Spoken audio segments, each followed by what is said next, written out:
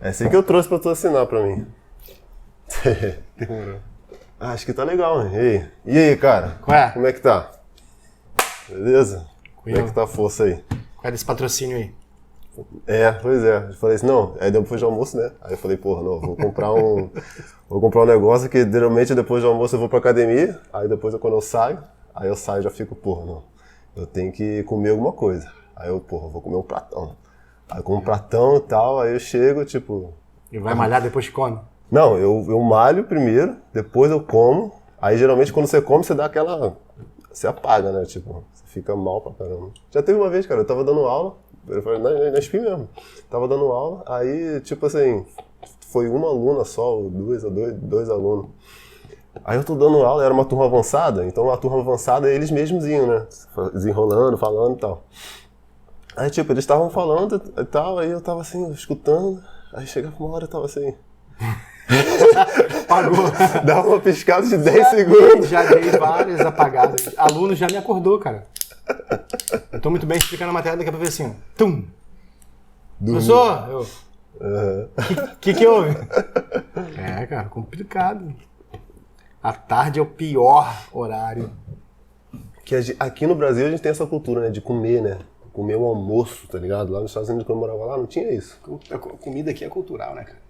Não tinha isso. Tipo assim, você almoça, era tipo um lanche, tá ligado? Que tu fazia, mas Fast food. Não necessariamente fast food, mas era uma coisa menor, tá ligado? Não era uma parada, tipo, muito grande, tá ligado? É cobrança me ligando. Porra, 011 é cadeia. 011 é cadeia. Mas fala aí, cara, como é que foi essa professora na quarentena? Você se adaptou bem, se adaptou mal? Bem, cara, tem seus prós e seus contras, né? Uhum. Eu sou pai de 3 filhos, e aí é complicado você dar aula numa casa com 3 crianças. E você tem que adaptar o teu horário, né? Eles estudam na parte da manhã, aí eu auxilio mais novo e depois, né, tem as minhas aulas online. Uhum. Mas foi tranquilo. Eu acho que é um novo modelo de educação aí que surge para que a gente possa ficar antenado nessas questões aí de educação. Uhum. E é um modelo que eu acredito que veio para ficar. Acho que o Cara, Brasil vai adotar esse sistema híbrido. Híbrido? Eu acho que pro aluno, eu acho que é até melhor, tá ligado? Eu acho que pros alunos que querem, que desenvolvem e tal, eles se dão bem, entendeu? Bom, bem é uma seleção natural, né, cara? Quem quer vai ser o patrão e quem não quer vai ser o empregado. Infelizmente é isso. Eu acho que, tipo assim, porque geralmente, né, como é que tá sendo feito? Tipo, você grava a sua aula, né? Aí a sua aula fica gravada lá. Aí o aluno vai lá, vê depois, tira dúvida com o professor. O aluno que quer mesmo, ele tem lá o Google na ponta dos dedos, sabe? Ele vai lá e consegue desenvolver, consegue desenrolar. Teve alguns alunos meus que, tipo, que não eram tão bons na sala, nas aulas ao vivo, aí foram para o particular e estão se desenvolvendo mais. Mas tem alguns outros também que, tipo, não tem mais aquela cobrança de ir para a escola, até aquela mensagem que eu te mostrei hoje, um aluno nosso. É complicado. Mas, cara, esse modelo... Acaba se desincentivando, né, e tal, né? Aos 3 anos atrás eu propus, né, aos colegas lá um modelo chamado sala de aula invertida. Esse modelo de ensino ele já tem há bastante tempo nos Estados Unidos. No que ele consiste, né, cara? A sala de aula invertida ela faz justamente o que o professor, vamos dizer assim, não estou sabendo me explicar muito bem assim. A sala de aula invertida ela é um mecanismo para que o aluno ele tenha fisicamente aquela aula em casa. Uhum. Por exemplo, as escolas do Rio elas trabalham da seguinte forma, ela grava a aula, um conteúdo, por exemplo, eu vou gravar um conteúdo transitividade verbal. Uhum. Em sala de aula eu levo 40 minutos para ensinar isso. Uhum. Quais são os problemas da sala de aula? Chamar a atenção de aluno para ele ficar quieto, fazer com que o aluno preste atenção. Todo mundo chegar e Todo pede mundo para ir no chegar, banheiro. exatamente. Uma aula de 45 minutos, você aproveita 15. E aí você tem que se virar nos outros 45 que vão vir para você ensinar. Na sala de aula invertida, o professor grava a sua aula, um conteúdo que levaria 45 minutos, você grava em 8 minutos. Exato. É muito fácil. E outra, o aluno tem esse material em casa para ele revisar a hora que ele quiser. Exato. Ele vê aquela aula toda hora. Exato. A sala de aula, o que ela vira depois disso? Ela vira um cenário de discussões. Resoluções de problema, resoluções de exercício, interação com a matéria que foi dada. Então ele já chega na sala com aquele conteúdo sabendo. Ele não vai lá para aprender uma coisa nova. Se aquilo é disponibilizado antes, a sala de aula ela avança. Ela não regride. Ou seja, eu vou ensinar hoje. Ele só vai me responder isso na próxima aula.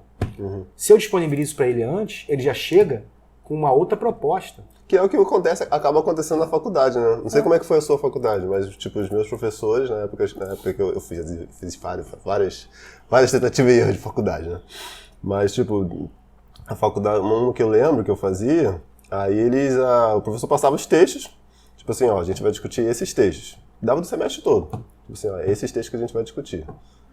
Lê aí, tá ligado? Você vai lendo, vai desenvolvendo, aí chegava na aula, era mais um debate, um embate de você conversar e tal, entendeu? É verdade. Mas e... O professor disponibilizava os textos lá na Xerox da faculdade e a gente corria atrás. Quando tinha o livro, a gente, né, obviamente, fazia o trabalho no livro, mas fora isso a gente pegava os textos, xerocava e já chegava na sala de aula com, né, seus rabiscos, os seus... Né, as suas anotações e discutia, né? A proposta era essa. A universidade é um ambiente mais dinâmico, tem que ser dinâmico, diferente da sala de aula na escola. Mas se você leva essa proposta, né, para a escola, eu acredito que evolui bastante. Mas sempre vai ter aquela dificuldade, né, de começar a fazer isso, né? Porque é sempre difícil acabar fazendo alguma coisa que você... A gente já está acostumado há anos, né? Fazer nosso sistema de ensino assim e tal. Como é que vai ser essa... Nós vimos isso, né? Foi passado isso pra gente. Foi passado aquele velho modelo e a gente acaba... Então, cara, a transição disso... Chega de patrocínio. Chega de patrocínio. A transição disso vai ser... o professor que quiser evoluir, quiser continuar no seu trabalho, ele vai ter que se adaptar. Se o professor acomodado, vamos dizer assim, ele não quiser acompanhar isso, vai ficar para trás. Invariavelmente ele vai ser substituído. Mas no fundo é até mais fácil pro professor, né? Cara, o modelo... É mais intuitivo, né, cara? Se eu evito... Claro que você precisa ter algumas habilidades. De vídeo, de impostação de voz, de olhar para a câmera, não gaguejar. Esse bate-papo que a gente está tendo aqui agora, você percebe na nossa interação, na oralidade, tem esses defeitos de mensagem. Às vezes eu paro para pensar e falo, né? Mas normal, pô. É interação normal, só que no vídeo você não pode fazer isso. Claro que pode, pô.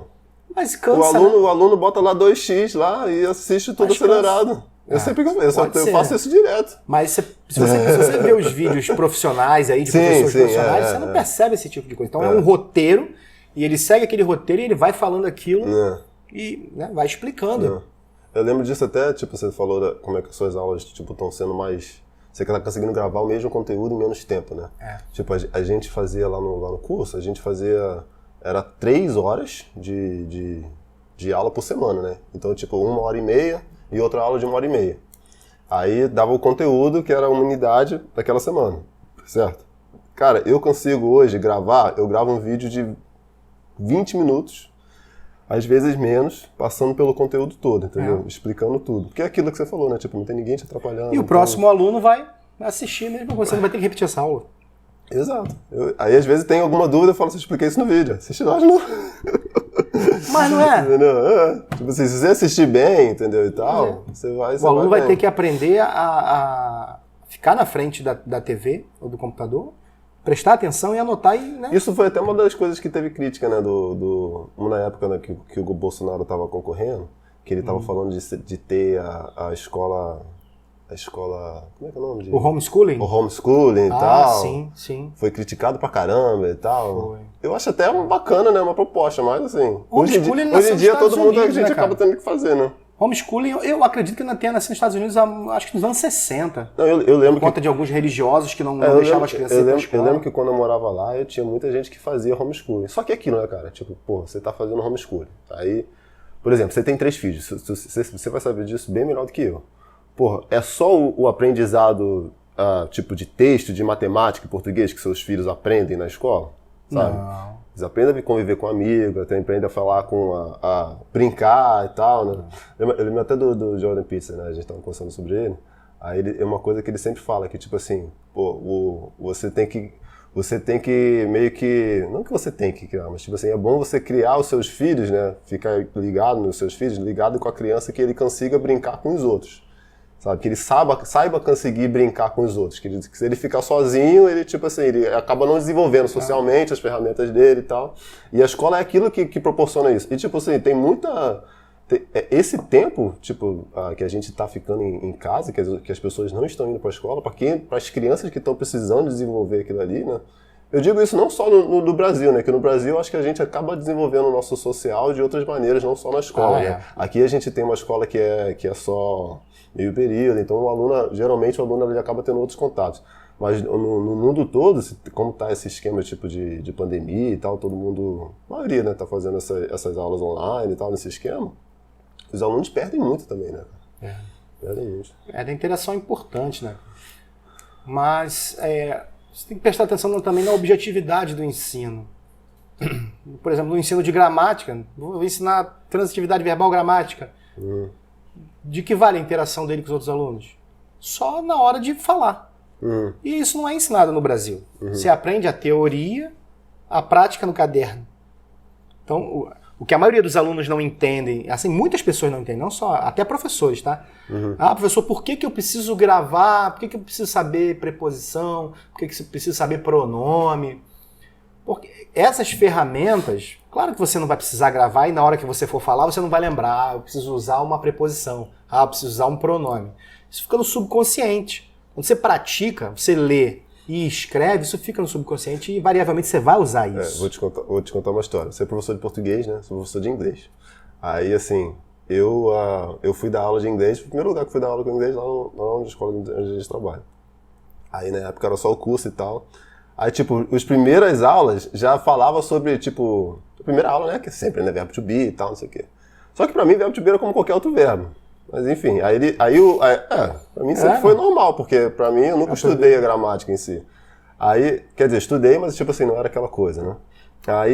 Aí depois ele vai avançando, tipo, simple past, simple present, tipo, passado, presente, present perfect, como é que é isso, como é que é aquilo e tal. Cara, eu fui aprendendo isso depois que comecei a dar aula, porque eu já falava, desenrolava, conversava, escrevia. É claro que hoje eu considero que eu consigo me comunicar tecnicamente, né, melhor em inglês por causa disso. Mas, tipo assim, não é uma coisa, eu não vejo que é uma coisa que te impede, né, de falar, de comunicar, nem nada. Entendeu? Não, a função da língua é essa, a função da língua é comunicar.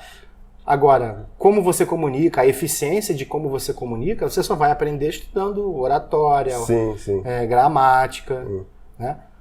Principalmente... E é exatamente aquilo que você falou, tipo assim, esse ponto que eu queria tocar. Tipo, aquilo ali tá no seu subconsciente, entendeu? Então, por exemplo, tinha uma parte da aula que tinha que falar sobre present perfect. Aí, tipo, na minha cabeça eu já sei isso. Só que você não sabe, tipo, você tem que tirar do seu subconsciente e colocar no consciente para você passar para os alunos, entendeu? É um pouco uma brincadeira, assim, ali. Hoje já é mais fácil, tipo assim, vou passando tudo e tal.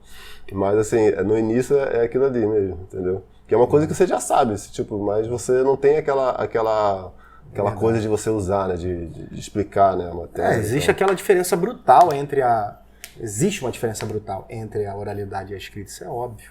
O ouvido ele precisa de mais de repetições sonoras para a pessoa entender. Então, por isso que nós, quando conversamos, na oralidade, a gente usa muito mais aquelas locuções verbais. Por exemplo, vou falar com a sua mãe, né? Vou falar. Na escrita você tem que ter economicidade, né? Falarei. Você troca a locução verbal por um verbo. Então, menos letras, menos fonemas na escrita é melhor. Agora, isso não funciona na oralidade. A pessoa, né, falarei com a sua mãe. Vou falar com a sua mãe é outra coisa. Comunica outra coisa. Sim. Então, por exemplo, você pega Você já dá um senso mais de, tipo assim, porra, aquilo ali é muito mais sonoro. Formal, é muito mais, tipo assim, falarei, não sei o quê. É mais sonoro. A gente precisa de repetições para entender as coisas. E precisa dessas Você lembra até pausas. do Michel Temer, né? Que ele falava sempre aquela... que ele falava, né? Tipo, Dar-te-ei! Isso, Ele isso. usava muito a mesóclise. Isso, entendeu? Mas é um cara que tá acostumado. Vendo? Nem me ameacei, tipo, dizer o que era. Eu falei, não, vou dizer mais ou menos que ele já vai saber. Eu vou falar errado. Mas você percebe que a língua é a dominação, não adianta. A língua é... Né, desde o momento que você acorda e você abre a boca para falar com alguém, você quer manipular aquela pessoa. Você tem um desejo a se realizar. Manipular? Não quero manipular ninguém, não. Não, por exemplo, bom dia. Um bom dia que você dá. Você não está querendo que a pessoa tenha um bom dia, na verdade. Eu quero que ela tenha um bom dia, que a dia dela... Não. É uma convenção somente. Você fala bom dia. Né? Fazer a manutenção da sua educação, a manutenção da sua amizade. Engraçado que eu trabalhei com uma menina que ela chegava assim, péssimo dia, não sei o quê. Acordei na força do ódio. Eu acho isso engraçado, tipo, até lá em casa mesmo, meus pais, tipo, eles sempre gostavam de dar bom dia, não sei o quê. Eu não gosto de dar, tipo assim, bom dia, ainda mais quando eu tô acordando todo dia, te vejo todo dia, sempre vejo. Aí, então, dormiu bem? É o melhor do que bom dia, né? Dormiu bem? Exato. Espero que tenha dormido bem. Por isso que você falou, tipo assim, tem esse negócio de manipular e tal, Mas né? então, voltando ao caso do Temer, ele usa né, essa verborragia dele para demonstrar superioridade. Verborragia, isso é uma palavra mesmo? Verborragia, né? Verborragia. Um monte de verbo saindo por tudo quanto é lugar. É igual o sangue, hemorragia. E não só a linguagem, mas a postura dele. Você percebe que ele é... eu tô aqui conversando contigo assim, tranquilão. Não. Às vezes eu fico assim, o ombro assim prostrado. Então, a gente chama isso de rapport. Então, quando você quer comunicar, rapport, né? Você quer comunicar, você tem que ter a postura. Às vezes a mão tá gesticulando. Usa muito isso nas técnicas de vendas, né? Também, né? Tipo, usa muito isso com gatilhos mentais. Isso. Então, isso é manipulação, cara. Não adianta. O que a mídia faz o tempo todo. Então a gente está todo. sempre tentando manipular alguém. Sempre. O tempo todo. Não acho que não há nenhum momento que você não queira manipular. Quando você não tá calado, você tá pensando em alguma coisa. Eu tô achando que eu era inocente, né? Você tá calado, você tá pensando em alguma coisa para obter vantagem. Vai do mais básico, satisfação de prazer, até o mais sofisticado. Até uma compra, satisfação pessoal, sexual, enfim, o tempo todo. Repara quando você acorda, você encontra alguma pessoa na rua, a pessoa fala com você assim, bom dia, cara, tudo bom? Você não quer que você tenha um bom dia, ela tá fazendo a manutenção, né? Que a gente chama de linguagem fática, né? Você tá fazendo a manutenção de uma relação. Isso que você tá falando é péssimo para as meninas que escutam, que aí já acaba com as minhas... E agora elas vão escutar e vão falar assim, não, então eu estou sempre sendo manipulado. Qualquer coisa que você tá me dizendo pra mim... Não, mas existem níveis de manipulação. Então, é satisfação de uma vontade sua. Aí quando você pega o telefone e liga para alguém e fala alô, o que quer dizer alô? Alô não significa nada. Simplesmente é uma linguagem que você utiliza para demonstrar para a pessoa que o canal está aberto para você ouvi-la. E tem gente que fala pronto, né? Tipo, atende pronto. Fala aí. Qual é? Fala aí, estou pronta para receber a sua informação. Acho que é paulista que fala isso, né? Tipo, atende e fala pronto, né? E a pessoa que liga para você tem um desejo. Por que ela ligou para você? Ninguém liga para ninguém à toa, ninguém fala com ninguém se não quer satisfazer um desejo. Né? Por mais idiota que seja. Passa a reparar isso nas pessoas. A pessoa parou para você. Lucas, vem cá, chega aí. Olha aí, a intenção. Existe uma intenção por trás de tudo. E aí, dependendo do tipo de linguagem que o cara emprega, ele consegue ou não. Ele vai te convencer ou não. Ele vai satisfazer ou não. Então todo mundo é vendedor, só não sabe... exatamente. Todo mundo é vendedor. Você já viu aquele livro do Robert Greene, The Art of Seduction? Arte da Sedução? Nunca vi. Nunca ouviu falar? Você já ouviu falar nesse autor? Robert Greene? Já ouvi falar. Já leu algum livro dele? Nunca li. Muito maneiro, cara, eu recomendo. Ele escreveu o 48 Leis do Poder. Conheço. Já ouvi falar. Esse livro é muito maneiro, cara. Muito maneiro. Muito maneiro. São hacks, né? Quê? Eles chamam, né? São hacks de como a... Não, só que, tipo assim, tem muito tempo que eu li, né? Tipo, eu comprei até aqui em Rio das Ostras. Ele é em português, que eu queria ter comprado em inglês, mas que eu consigo ler mais rápido. Mas aí, tipo assim, por exemplo, ele pega... Eu não vou lembrar exatamente das leis, mas tipo assim, ele pega, tipo, por exemplo, Alexandre o Grande. Ele usa bastante Alexandre o Grande. Aí ele conta alguma história do Alexandre o Grande, tá ligado? Então, primeiro ele fala da lei. Ali assim, a lei não sei o que, essa e tal, não sei o que. Às vezes até alguma coisa dessa de sedução, de manipulação. Tem uma lei que eu acho que eu lembro, que ele fala assim, não tente aparecer mais, algo assim, eu não vou estar parafraseando. Não tente aparecer mais que o seu chefe, tá ligado? Quem tá acima de você, tá ligado? De você receber mais glórias e honras e tal, né? Aí ele explica isso, faz um texto disso, aí ele fala a lei, um exemplo da lei, alguma coisa, tipo a lei praticada, aí dá um exemplo de Alexandre Grande, pega alguma figura dessa, aí ele pega um outro exemplo, tipo a lei transgredida, tipo o que aconteceu quando, sei lá, ele usa bastante exemplo de Maquiavel também, daquela época. O que aconteceu quando o Papa tal, queria aparecer o arcebispo, não sei o quê. Aí ele mostra aquilo ali, tá ligado? Aí você vai lendo, cada lei é um negócio diferente, entendeu? Pô, isso é interessante. É muito maneiro, cara, os livros dele. Muito legal. Eu vi até um podcast esses dias, até um podcast esses dias que ela... como é que fala? É host? Host é... Não, é anfitriana. Anfitriã que fala, tipo, por exemplo, eu tô no meu podcast aqui. Eu sou um anfitrião? Né? Então, a anfitriã lá do podcast, lá, ela tava quase chorando com ele, entendeu? Muito emocionada, né? Porque ela falou assim, não, eu li os seus livros e tal, não sei o que, ela sabia os livros dele, essa arte da sedução e tal, não sei o que. Aí chegou uma hora que, tipo, ele ficava assim, caraca, não sei o quê. Aí, mas você leu alguns outros livros? Não, só li esses livros. Eu li mais os seus livros mesmo. Nenhum outro livro me interessa, mas é muito maneiro. Mas é bacana, é bacana. Eu não sei por que eu fui tão longe com isso, mas assim, é bacana os livros dele, depois você dá uma olhada. É útil, né? E é um pouco daquilo que, tipo, eu não cheguei a ler, mas eu escutei partes dessa parte de sedução e tal, de manipulação, e eu lembrei, se você tá falando disso, eu lembrei dele. A rede social, você pode perceber aí, pô. Por que você entra na rede social? Você viu aquele documentário? Vi, da Netflix? The Social Dilemma? Eu sabia que a gente ia falar sobre isso em algum momento. Hoje de manhã eu tava pensando assim, não, quando eu encontrar com o Vinícius, eu vou trocar uma ideia com ele e com certeza a gente vai falar do Muita química, cara, muita química. Quando você entra numa rede social, aquela corzinha azul do Facebook, aquilo satisfaz os seus, né, neurônios, as suas sinapses, aquilo ali. Aí vendo, né, vai vendo as pessoas felizes, um rosto com um sorriso. Você usa as redes sociais, assim? Uso, cara. Uso bastante. Mas eu gosto de usar para expor meu trabalho. Exato. Isso que eu penso, tipo assim, de usar, mas para usar como uma ferramenta. Não você como... Que é aquilo que o documentário fala, né? Tipo assim... Pô, satisfação, né? Você é um produto, entendeu? Sabe? Você que... Aquele inteligência artificial e tal, aí a gente fala de fim do mundo e tal, não sei o quê. Mas, tipo, a inteligência artificial tá sempre procurando, tipo... alguma maneira de que você fique mais no aplicativo, tá ligado? O algoritmo do Facebook e do YouTube faz isso. Se eu abrir uma conta lá no YouTube nova, com um e-mail novo, para postar algumas coisas de literatura.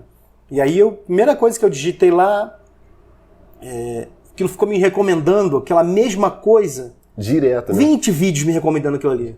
Então, né, ele tenta te deixar preso naquela situação. Ali. E aí, dependendo do que você bota, meu irmão, você tá ferrado. O YouTube de todas as redes sociais, tipo, tem Twitter. Tu tem Twitter? Tem, mas nem uso. Eu também não tenho, não.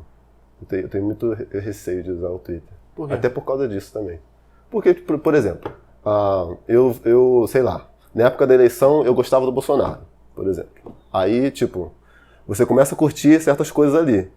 Aí o que ele faz? Ele meio que, aquela inteligência artificial daquilo ali, ele continua empurrando aquilo ali. Então você sempre tá vendo a notícia, o que está acontecendo, através de uma viés, entendeu? Exatamente. Então, isso que tava até... Vi algumas pessoas falando, tipo, sobre essas eleições americanas, que, tipo assim, a gente fala assim, os Estados Unidos está bastante dividido, nunca esteve tão dividido e tal. Só que, tipo assim, por quê? Qual é o negócio que está acontecendo para estar tão dividido assim, entendeu? Aí eu penso nisso, tipo, que o Twitter sempre vai estar alimentando notícias e tal, que eu tenho algum receio. Né? Mas assim, eu acho que o YouTube, ele é o menos pior, cara, desses... Não sei, cara. Já acho que não. Você não acha que não? O Twitter é o pior, obviamente, mas o YouTube, o algoritmo do YouTube...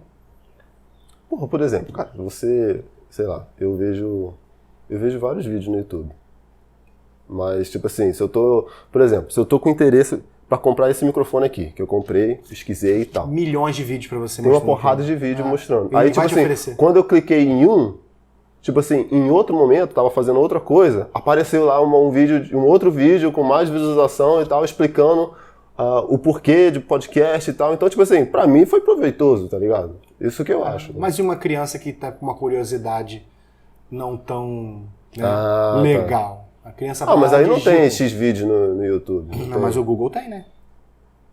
O Google é o oráculo. O que você digitar ali vai aparecer, né? O que você digitar ali vai aparecer. Até fantasma aparece. Se você digitar ali, fantasma. Milhões de vídeos sobre fantasma. Aí pega uma coisa sobre pornografia, ferrou, cara. Você acabou com a cabeça daquela criança.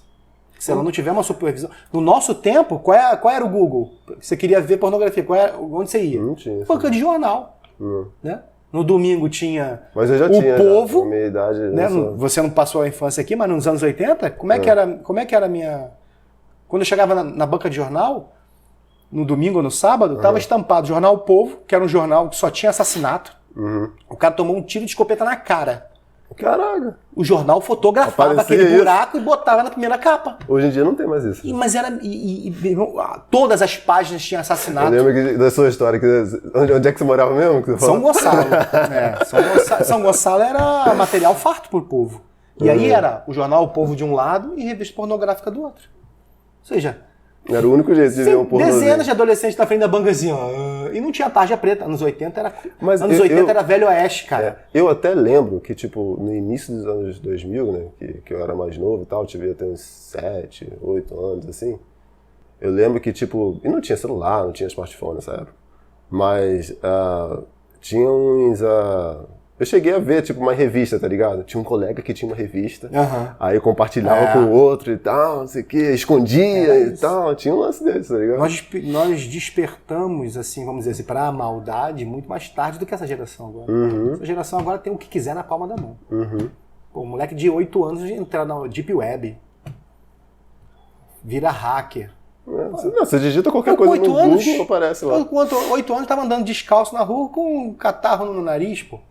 Minha mãe brigando comigo, batendo, eu tava pensando em comprar linha com cerol pra soltar pipa. O moleque de hoje em dia, com 8 anos, tá invadindo banco, invadindo... Maluco, cara. Também não entrando na Deep Web. Né?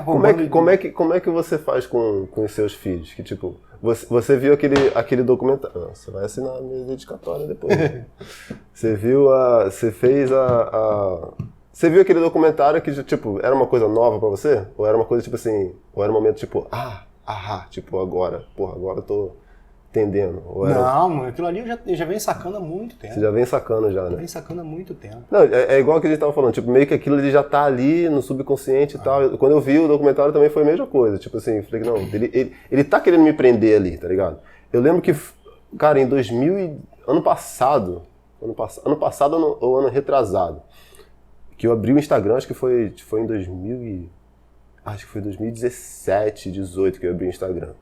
Aí chegou uma época que eu falei, não, vou parar de olhar, tá ligado? Vou desinstalar e tal, e eu parei de olhar. Fiquei 1 mês, 2 meses sem olhar. Depois voltei a olhar tudo de novo e tal. Mas eu já tava entendendo que, tipo assim, não, aquilo ali, ele quer que você fique preso ali, cara, isso é foda. Quanto mais tempo, mais propaganda você vê, mais coisas aí quando você quer. Quando eu vi o documentário, mais propaganda e tal, quando eu vi, e que é muito diferente. Teve uma vez eu peguei o celular da minha namorada na época e falei, não, quero ver como é que é deixa eu ver os seus stories. Que eu queria ver que tipo de anúncio que ia pra ela. Na época eu tava estudando esse negócio de anúncio e tal no Instagram e tal, porque pra mim sempre aparecia, tipo, alguns anúncios assim. Pô, se os caras sempre aparecem anúncio assim, o cara deve estar vendendo pra caramba e tal. Eu fui ver no celular dela, os anúncios que apareciam nos stories, era coisa completamente diferente, nada a ver. Tá ligado? Nada a ver. Mas aí essa pergunta que eu ia te perguntar. Você já sacando já isso e tal. Você tem 3 filhos. Sua mais velha tem 14 e o mais novo tem 9. Tem 7. Então todos eles estão nessa fase de idade de rede social e tal. Não, a mais velha, eu não deixei ter Facebook, nem Twitter. Ela abriu conta escondido, eu rastreei, peguei, mas eu não deixei ter contato com isso. Mas ela tem acesso ao Google, né, cara? Então... Né? Mas ela tem YouTube, mas ela não tem YouTube. Ela não tem Facebook, nem Instagram, nem Twitter, não tem. Não deixei ter. E toda vez que tentou abrir, eu fui lá, rastreei e deletei. Os 2 menores... Mas você conversa com ela? Tipo, você explica? Converso, tipo, explico. Pô, é mostro, isso. Tipo... Mas a sedução da tela é muito cruel. É muito cruel. É uma sedução, cara, quase que... E os mais novos nem chegam muito nessa fase. Os mais novos gostam de jogar. Isso que eu ia falar. Gostam de ver videozinho de música no YouTube. Eu ia falar sobre isso. E você percebe que os vídeos são todos coloridíssimos, tem sempre uma coisa piscando, é uma coisa que é hipnótica. E aí eles gostam. Eu deixo, cara. Vou dizer pra você que eu não deixo, mas eu tento a todo momento evitar. Dar livro aqui, ó.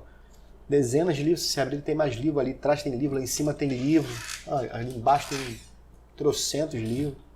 Seu estante está indo pro mundo agora. Então eu tento estimular através disso, né? Eles me veem o tempo todo escrevendo. Você escreve à mão, né? Você fez essa coisa assim? Escrevo à mão. É doido, cara. Poesia escrevo à mão. A poesia eu acho que tem mais sentido, né? Romance não. Romance eu alguma coisa eu escrevo à mão, mas a maioria eu vou direto pro computador. Tem uma ferramenta no Word. Olha aí, pessoal do Office aí, pô, quiser me patrocinar, aí, tá grátis. Tem uma ferramenta maravilhosa que é o ditado. Então você escreve tudo na mão, daqui a pouco você liga lá, aperta o botão ditado, você começa a falar e ele escreve o que você está falando.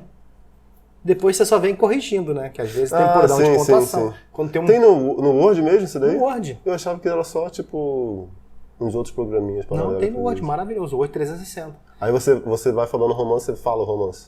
Aí só que quando tem vírgula... Você tem a pontuação. A pontuação você tem que dizer. Ah, tá. Por exemplo, fui na padaria, ponto final. Aí ele transforma ponto final no ponto final mesmo. Na representação sonora. E aí você vai... Quando é o texto muito grande, você faz isso. Então é uma boa ferramenta. É uma ótima ferramenta. E tem gente que escreve livros inteiros assim, falando. Eu acho que hoje em dia é mais comum, né? Que tu vê, todo mundo tem um livro, cara. Eu tava vendo... Mas não todo mundo, mas tipo assim... Eu acho que antigamente tinha aquela coisa, tipo, você tinha um conteúdo, por exemplo, sei lá, o cara é personal trainer, tá ligado? Ele tem bastante conteúdo daquilo ali, o cara é músico, ele tem bastante conteúdo daquilo ali. Mas colocar aquilo ali num livro, porra, era outro, o cara tinha que ver editor, tinha que ver negócio pra escrever, tinha que saber escrever bem e não tal. Existe esse negócio de editor. Hoje em dia já não tem muito isso. Não existe autor independente. Não existe, não? Não existe. A maioria dos autores aí que não tem... Quer dar uma pausa ali? Não, pô. Os cachorrinhos aqui, de boa.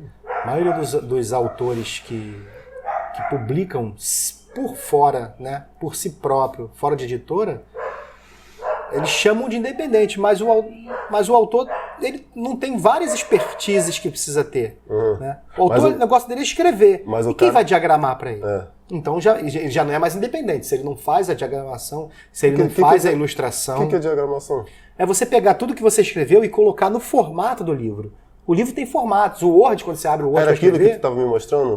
Aqui, ó. Quando você abre o livro, ele tem um formato. Ó. Você tem esses espaços aqui, ó, por exemplo, aqui, galera, que tá vendo aqui, ó. Esses espaços aqui são contados matematicamente. Chamam isso de sangria. Então, é o espaço que o leitor vai colocar o dedo. Mas você não acha que o mais importante é o conteúdo? Sim, mas se o conteúdo não for apresentável, você não vai ler. Imagina se você não tem essas divisões aqui, o cérebro cansa. Pô, Vinícius, hoje em dia todo mundo tá acostumado a ler kkk, ler um monte de coisa mas e tal. Você não tem uma geração de leitores. Olha só esse livro aqui. Quando eu mostro um livro desse aqui para alguém, o cara fica horrorizado. É muito texto. Jornalismo e literatura no século XIX. É muito isso aqui é crônicas, né? Isso aqui são crônicas. É um trabalho fenomenal de uma autora chamada Michelle Strozda. Ela é carioca. Então ela fez esse apanhado aqui, acho que é a dissertação dela. O Rio de Joaquim Manuel de Macedo. Olha só. Olha aqui. Tem que estar justificado. Você tem os olhos, quando passam aqui, ele tem uma sensação. Se isso aqui tiver tudo misturado aqui, fica embolado. Agora você está falando isso, eu lembro que, tipo, eu já li livros, alguns livros, esse aqui já é outro crônica? O Convento de Santa Teresa aqui? Isso aí são vários capítulos. Aí tá. Entendi. Então, mas imagina se isso tudo aqui não tem essas divisões aqui. O cérebro, cara, os seus olhos, quando forem olhar aquilo, vai Eu lembro sofrer. que eu já li livros e livros. E teve um livro que eu peguei, que eu acho que foi traduzido e tal. Aí, tipo, ele não tinha isso aí tão bem feito. Foi difícil de ler, tá ligado? É mais complicado. Tem uma técnica. Você tem um espaçamento correto para cada modelo. Ó. Esse aqui, por exemplo, desse livro aqui, é 14 por 21. Você tem 14 centímetros aqui de altura, 21 de altura e 14 de largura. E isso não é o autor que faz? Não. Se o autor tiver essa expertise, ele faz, mas a maioria não sabe fazer. Não tem os programas para diagramar, não sabe... Pô, no Word não faz isso, cara? É difícil para o autor fazer a própria correção textual. Eu sou professor de português, cara, o que passa de parada errada. E eu vou refazer a correção quando eu vou olhar. Você mandou pra mim, quando eu vou olhar a correção, tem mais coisas que você não pega. Então você precisa de uma equipe por trás disso. Você precisa pagar um cara que não tem contato com o seu texto para achar o erro. Porque a sua vista fica cansada. Imagina você escrever um livro de 216 páginas, depois você tem que voltar para revisar. É difícil, cara. Esse seu livro em 2 dias. E a capa? Que também a maioria dos autores não tem expertise de Photoshop, de design gráfico. Eu, mal bem, fui juntando as minhas especialidades. Né? Eu gosto de escrever, fiz letras, sou de português, fiz design gráfico, fiz diagramação, então eu juntei tudo num pacote. Mas ainda assim eu te falo que eu não sou independente, eu preciso da gráfica. E aí eu não imprimo. A gráfica vai imprimir para mim. Você acha que a editora, ela meio que se aproveita do autor? Cara, ela faz... tipo, hoje em dia, se tiver uma maneira de você não ter uma editora... Você vai ter muito trabalho. Até isso chegar na mão do leitor, é um caminho, assim... Tem o network da editora, que ela vai distribuir para bibliotecas, para lojas, uma Saraiva, uma Amazon. Você conseguiu distribuir o seu livro? Sim? Não. Muito devagar, pouco, cara. Né? Muito devagar. Se eu tivesse numa editora, eu não ia ter esse trabalho todo. Então, eles têm que receber por isso. Mas você fez uma editora, né? Você tá com uma editora ou não? Então, eu tô montando uma editora para mim. Né? Vou pegar textos aí, vou publicar Machado de Assis, domínio público, essas coisas. Vou fazer o design e vou oferecer para as pessoas. Entendeu? Todos os autores de domínio público, né? Que depois que... Você tem que meio que se reinventar, né, cara? Tipo, pra você fazer as coisas diferentes, desafiar, né? Então. Exatamente. É muito difícil. Conta pra mim um pouco mais sobre esse livro aqui. Que, tipo, eu sei que a gente já conversou muito sobre ele e eu adorei. Valeu. É um livro que eu dei pra minha mãe pra ela ler. Eu te contei, né? Eu te mandou um áudio e tal, você lembra? Falou, eu dei pra ela ler. Feliz. Aí eu dei de presente pra umas 3 pessoas, que eu comprei mais as 3 ou 4. Aí... Conta mais pra gente, tipo, desse livro, que você pode contar e tal. Não sei se você pode contar tudo que a gente conversou, mas assim... Fuga de Dachau. Dachau, né, em alemão. Não sei nem se eu pronunciei corretamente, se tiver alguém... Pô, eu leio da Dachau.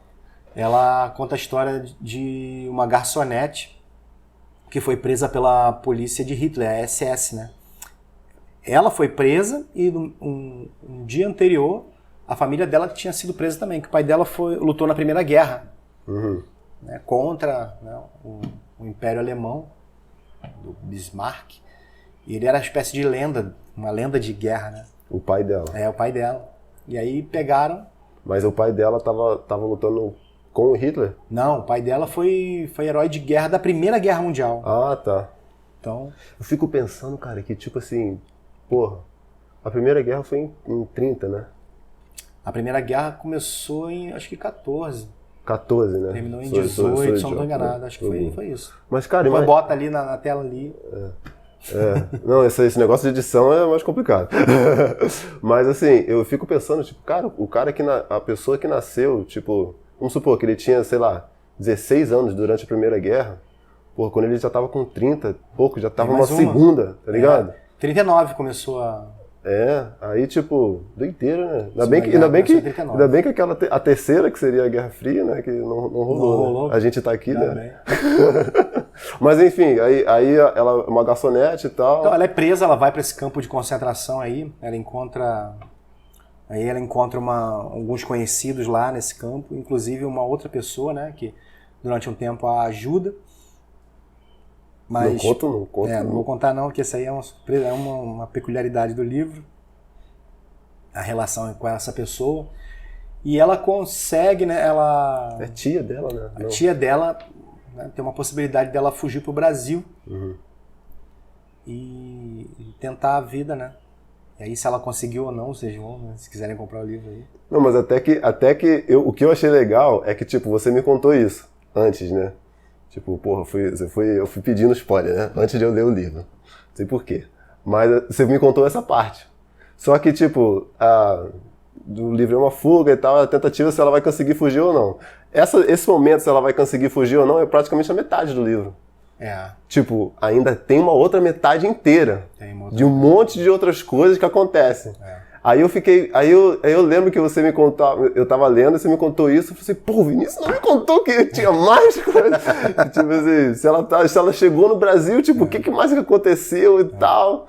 A mulher de muita garra, o que essa mulher sofreu, não só ela, né? Representa muita coisa. Né, e ela chegou no Brasil e ela encontrou, eu não coloquei isso no Hitler, eu não coloquei isso no livro. Muita coisa eu evitei de colocar porque era pesado, né? Pra quem não sabe, ela é um personagem real, ela me contou essas coisas, eu conheço essas informações.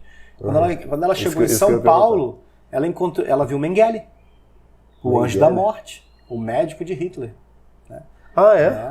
O Mengele. Ela encontrou com ele aqui. Isso no livro? Esse é um detalhe maneiro de colocar. Mas eu não Era mais umas 20 páginas, só disso. Ela desembarcou primeiro, eu contei a partir da história dela do desembarque no Rio. Né? Esse cara, agora eu tô pensando, esse cara tava no Brasil? No Brasil, morreu em 1978, se eu não me engano, afogado em Bertioga, São Paulo. Ele conseguiu se esconder. Mas isso depois no final da guerra? Não, filho, ele fugiu pro Brasil antes de Hitler ser assassinado. Então ele veio pra cá, muitos vieram pra Argentina, que a Argentina apoiou muito dele, mas ele veio para São Paulo e ficou morando até 1970 e pouco. Morreu velho aqui, morreu afogado na praia. Então, quando ela fugiu, ela encontrou com ele lá? Quando ela chegou no Brasil, ela deu de cara com ele lá em São Paulo. Nossa, deve ter... E aí ela correu para contar, o pessoal aconselhou ela a ficar quietinha. Senão, Caraca. Né? E aí, de vez em sempre, ela via gente na porta dela. Você podia ter colocado isso no livro. Ela sempre via gente na porta dela, um carro preto. Às vezes o cara abaixava, olhava assim, olhava para ela. Feições alemães. Foi um terror, essa mulher passou muito, muito perrengue, cara. E não só o Mengele foi um dos piores generais de Hitler. Ele era responsável por uma equipe médica que ele montou, o nome era Ahnenerbe. Eles faziam experimentos com judeus, né? Tirava o braço de um, botava no outro para ver se implantava, modificava a cor dos olhos com tinta, injetava a água do mar na corrente sanguínea. Coisa horrível, né, cara? Líquido do gás mostarda, botava na pele para ver até onde ia furando. Os caras eram perversos. Um monte de gente morria assim, né? O pai dela morreu na mão da Ahnenerbe, sendo experimentado nessas coisas aí. Caraca, né? Deixava o cara morrer de fome até para ver até onde aguentava. Que no livro, acho que ela não encontra mais os pais, tipo. Nem dá mais nada disso. Não, estancou ali. Por um erro dela. Né? O acerto, né? No fundo a gente não sabe, né?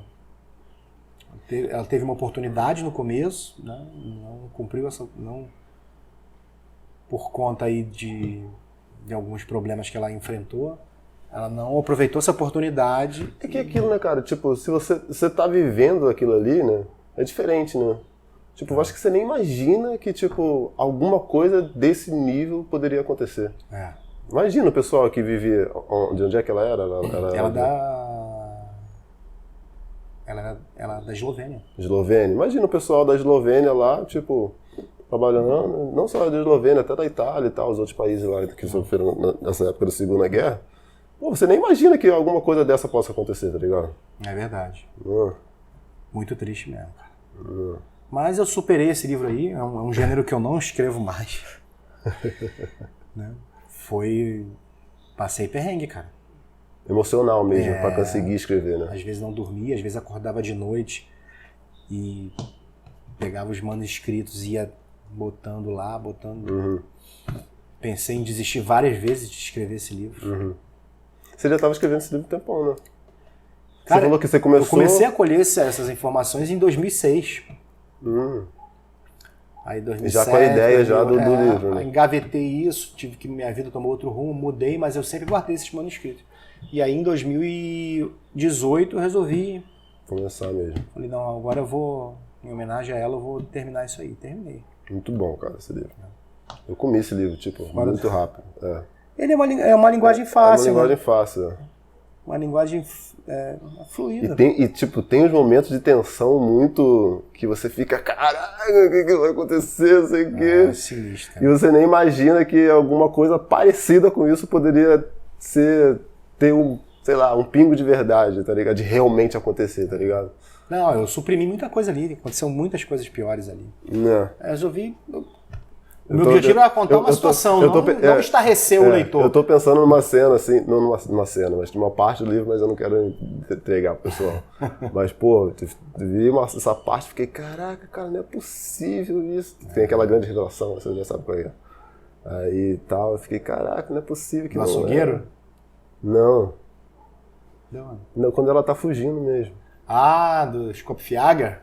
Dos caçadores? Mercenário? Tipo, ela tá fugindo, mas ela tá assim, parece que alguém tá ajudando, mas não tá ligado? Ah, sim, aquilo ali. Aquilo ali, eu li aquilo ali e falei, inacreditável, né? Meu Deus, que isso? E os seus alunos já tinham meio que me falado isso. Sacanagem. Tá ligado? Que, tipo assim, você lia pra eles, né? Li, mas eu não li até essa parte, não. Não, mas acho que eles liam. Muitos deles leram. Ah, alguns compraram, né? Muitos deles leram. Aí eles iam pra mim, assistir a minha aula. Aí, tipo, tinha uma aluna que chegava, você já viu a parte tal? Eu falei, não! Não conte! Que, tipo, eu acho que eu tinha acabado de pegar o livro, entendeu? Acho que eles... Entendeu? Mas, pô, muito bacana, cara. E uma intenção minha era desromantizar a guerra, né? Os alunos, eles romantizam muito a Segunda Guerra. Acham bonitinho, é um tema que eles adoram. Sério, cara? Adoram Segunda Guerra. Cara, dizem que até queriam ter participado. Não tem noção real. Seus alunos falam isso? É. Tá doido. Não tem real noção do terror que foi. Eu sou um cara bem sensível, né? Sei lá, poderia dizer assim. Eu lembro que uma vez, cara, eu tava estudando sobre a primeira, ou era a primeira ou era a Segunda Guerra. Eu tava sozinho em casa, meus pais tinham saído e tal. Na época do tipo fundamental, tá ligado? Eu tava lendo sobre, não lembro se era a primeira ou se era a segunda. E eu tava lendo tipo os motivos da guerra, as fatalidades e tal, o que acontecia. Eu chorei, cara, de cair lágrimas, tá ligado? E era tipo um livro de história normal da escola, tá ligado? Tipo assim, você sei lá, né, você nem... Como é que hoje romantiza isso, cara? Tá doido? Porque é contado, os filmes contam, né? Mostram cenas. Você vê lá o Brad Pitt lá, pô, bonitão. Principalmente pros meninos, né? É mostrado um personagem masculino muito viril, muito audacioso, né? Você tem todo aquele estereótipo ali que ele atirando, e ele acha aquilo maneiríssimo. E é tudo caô, né, cara? É, cara. É tudo uma... Você já ouviu falar do Navy SEALs? Claro, com certeza. Aí eu tenho, vou até devo ver pra gravar com ele. Tem um primo que ele tá nessa escola de formação deles lá nos Estados Unidos, da Marinha e tal, do Navy, não sei como é que é. E depois eu vou ver os melhores detalhes. Aí teve uma hora que eu conversei com ele e falei, porra, cara, tem um monte de filme, né, que é assim e tal, não sei o quê. Ele falou assim, Lucas, esses filmes são tudo mentira, cara. Tudo errado. Aí eu falei assim, porra, cara, mas não tem nenhum filme e tal. Eu falei, cara, tem um filme. Eu liguei pra ele no dia do aniversário dele, fiquei trocando ideia, tipo, 1 hora e pouco. Aí ele falou, cara, tem um filme que eles pegaram os caras que eram estavam praticamente se formando, se aposentando, que eu acho que uns 40 e poucos anos se aposentam. Pegaram os caras e fizeram um filme. Aí, pô, eles romantizam um pouquinho, mas, tipo assim, nesse filme você vê, tipo, não a verdade, mas é mais próximo da verdade, entendeu? E é diferente de todos os outros filmes que eu já vi de guerra, assim. Diferente demais. Entendeu? É uma outra parada. Ao imaginário das pessoas, o próprio Rambo. E é um filme que não fez Que garoto não queria ser fortão daquele jeito, tá no meio do mato dando tiro nas pessoas? Eu sou fortão. A nossa geração de querer malhar essas coisas era Rambo, Rocky, Schwarzenegger. Todos esses caras trouxeram esse estereótipo do macho viril e forte pra todo mundo. Tanto que se percebe que dos anos 90 até 2000 até hoje praticamente, o Brasil é Rio de Janeiro, maromba. Pra onde você olha no Rio de Janeiro, você vê um maromba. Porra, cara, nos anos 2000 então, cara. Eu tô chegando lá. Aí, ó. Maromba, bomba. Não, tá doido, cara? Tráfico de bomba, de anabolizante no Brasil, no Rio de Janeiro, nos anos 90, é absurdo. As pessoas tomavam até testosterona de cavalo, de búfalo. Hoje em dia eu acho que é muito mais parada de atleta e tal. Tá muito mais, tipo... Não dá pra chegar num nível daquele... corpo do Schwarzenegger sem com muita dedicação, dieta. Eu tava até vendo uns vídeos e tal. Dá pra chegar no corpo do Schwarzenegger sem bomba? Sem anabolizante? Muito difícil, cara. Não chega, cara. Seu corpo não libera tanto hormônio. Uma genética africana lá. Mas, pô, eu tava vendo um vídeo de um cara, até esqueci o nome dele. Eles estavam falando sobre academia e tal. Aí eles estavam falando de como as academias meio que elas querem que você não seja tipo um atleta, tá ligado? Tipo um bodybuilder. Não que você vai ser um bodybuilder, mas tipo assim, que você não vai pra academia sempre e tal, com aquela dedicação e tal, né? Aí teve um deles que falou assim, cara, fuja da academia que o peso limite do dumbbell, né, tá com 34 quilos. Eu falei, caraca, na minha academia só tem, o mais pesado é 30 e não tem nem como montar. Eu falei, pô, é mesmo, cara. E tipo, eu comecei, aí, sei lá, tipo assim, eu acho que hoje em dia tem muita essa parada também, tipo, de dedicação, de atleta, de estudar, de comer, de tal. Porque tu não fica daquele jeito sem... O dinheiro que você gasta pra ser um atleta desse é muito enorme. Tu pode até tomar alguma coisa, tá ligado? Mas aquilo ali não vai fazer, não é só isso, tá ligado? Não é só isso, não. Precisa de muita grana pra bancar isso. Patrocínio e tal. Amigo meu que era atleta de MMA, ele falava que ele gastava R$2.000 por mês de alimentação. Só pra ele. Só pra comer. Comida especializada, né, a suplementação. Tu viu que, tipo, teve uma época, não sei se você curte muito basquete, eu que vejo mais. Mas, pô, eu tava vendo, tipo, o LeBron, ele gasta quase $1 milhão e meio de dólares por ano. Não por mês, por ano é sacanagem. Mas por ano só com o treinamento dele, tá ligado? Condicionamento dele, do corpo dele, os treinadores. Tá trabalhando com os melhores, né? Melhor médico, melhor fisioterapeuta. Melhor nutricionista, melhor... E como é que você não vai ser o melhor do mundo? Não, e não é só, eu acho que não é nem só isso, né, cara? Eu acho que você pode fazer isso e você não chega no nível de certas dele, assim. É muito complicado. Existem várias coisas envolvidas, né? Principalmente a genética, há quanto tempo ele pratica aquele esporte, a cultura que ele tá envolvido, é só aquilo, né? E tu tá fazendo jiu-jitsu ainda? Deu uma parada agora. Por causa da pandemia, né? Porque jiu-jitsu é um esporte de contato, mas... Assim, tu viu que, tipo, eu tava vendo um negócio do Joe Rogan, né? Ele sempre fala separado de jiu-jitsu e tal. Aí teve um negócio que ele tava comentando que, tipo, nos Estados Unidos eles estavam liberando pra você fazer pra você praticar o jiu-jitsu, tava liberando as academias de artes marciais, mas você tem que ficar distante no outro, tá ligado? Tipo assim... Muay Thai... Aí, tipo, pô, não tem como, cara. Você fazer Muay Thai, você fazer Karatê, são esportes que não tem contato, ok, pô, você pode praticar no saco, você pode praticar a sombra com o outro, distante. Agora, jiu-jitsu você tá com o cara o tempo todo, cara, agarrado. Não tem como. A probabilidade de você pegar um Covid é maior ainda. É total, é 100% de chance de pegar. Se o cara tiver, você vai pegar. Você tá trocando suor, cara. Mas o suor transmite? Se o cara tá com Covid, tá com suor, faz assim, cara, né? Bota na boca, assim, cara, peraí. Tira o protetor bucal, ó, com a mão suja, que acabou de pegar no kimono do cara que tá sujo de Covid. Já era. Pegou. Aí parou por aqui. Eu parei. Agora só volta no que vem. A minha intenção com o jiu-jitsu é só diversão, só me divertir. Eu tenho vontade de aprender, tipo, rolar e tal. Ah, é muito bom, cara. É um esporte maravilhoso. Mas o que você acha, tipo, dessas precauções que a gente tomou com o Covid? E você acha que... A informação chega muito pouca pra gente. Então, e às vezes quando chega, ela chega... Ou ela não chega, ou ela chega alarmando. Foi o caso do Covid. Se você for comparar o número de mortes de Covid com o número de atropelamentos... Mas agora teve menos atropelamento. Faz sentido. Claro, as pessoas em casa, né? Tiveram pessoas em casa. Mas se você for comparar o número de mortes, mas o que alarmou foi a velocidade com que essas pessoas morreram, né? Durante um ano, quantas pessoas morrem de dengue, quantas pessoas morrem de Covid, quantas pessoas morrem de atropelamento? É um número alto. Teve uma época aí que fizeram uma pesquisa e disseram que um ano de trânsito no Brasil matou mais do que 7 anos de guerra do Vietnã. Olha que loucura. Só o trânsito do Brasil. Então, a velocidade com que o Covid matou as pessoas preocupou todo mundo, né? Porque poderia se tornar uma coisa assim devastadora. Eu lembro... Não que não tenha sido, foram. Essas 100 e tantas mil mortes aí, isso é uma devastação. Mas você acha que poderia ser pior? Você acha que da maneira que eles estavam falando na mídia naquelas primeiras semanas de março, você acha que eles já estavam esperando uma coisa bem pior? Ah, sim, cara. Bem, o carnaval, cara, eu acredito que o carnaval tenha sido também um fator que disseminou muito, muito ali. Porque chegou antes, né, cara? Chegou antes do carnaval. E a coisa estava se alastrando ali, aí passou o carnaval, que aí começou aquela coisa toda.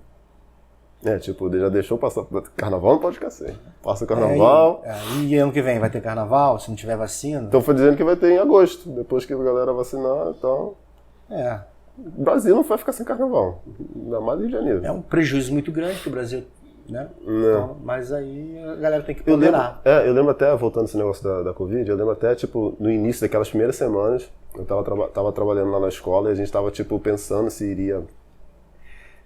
Não tava nem pensando se iria parar ou não, eu, tipo, tava esperando alguma decisão do governador, né, pra dizer que no final mesmo foi o governador decidiu, falou assim, não vai ter mais aula, escola particular na escola pública, e aquilo ali acabou. E foi, tipo, uma semana mesmo, tipo, acho que ele falou isso numa quinta ou numa sexta-feira, tá ligado?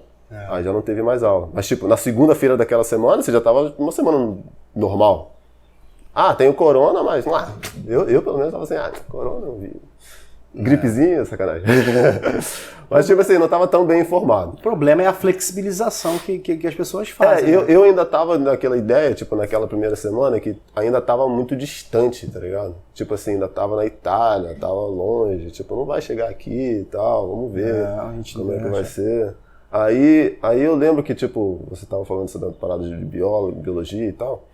Eu lembro que eu tenho um primo, aí eu tava trocando uma ideia, não trocando uma ideia, né, mas tipo, trocando mensagem, né, conversando com ele no grupo lá. Aí eu falei assim, cara, mas qual é o risco e tal, não sei o que e tal. Ele falou assim, porra, cara, a gente que tá aqui no Rio é bem pior, que meus primos moram lá no Rio. Mas eu sei que tá aí, cara. Ele falou, Lucas, toma cuidado com quem tá vindo de viagem da Itália e tal, porque... Aí nisso ele tava falando isso e também ele comentou, falou, cara, tem muito mais gente que morre de tuberculose, tem muito mais gente que morre de um monte de outros assuntos e tal, do que isso, tá ligado? Então, ele já tava falando disso. Calhou, né? Parece que é uma doença política. Né? Claro que se aproveitaram disso também, né? É claro que eu não vou. Eu não quero dizer que, a Covid foi nada. Eu não quero dizer isso, não tô dizendo isso. Mas assim, com certeza, né, tipo, as eleições americanas, isso aí influenciou bastante coisa. Entendeu? Muita coisa. O Covid foi e é uma coisa muito ruim.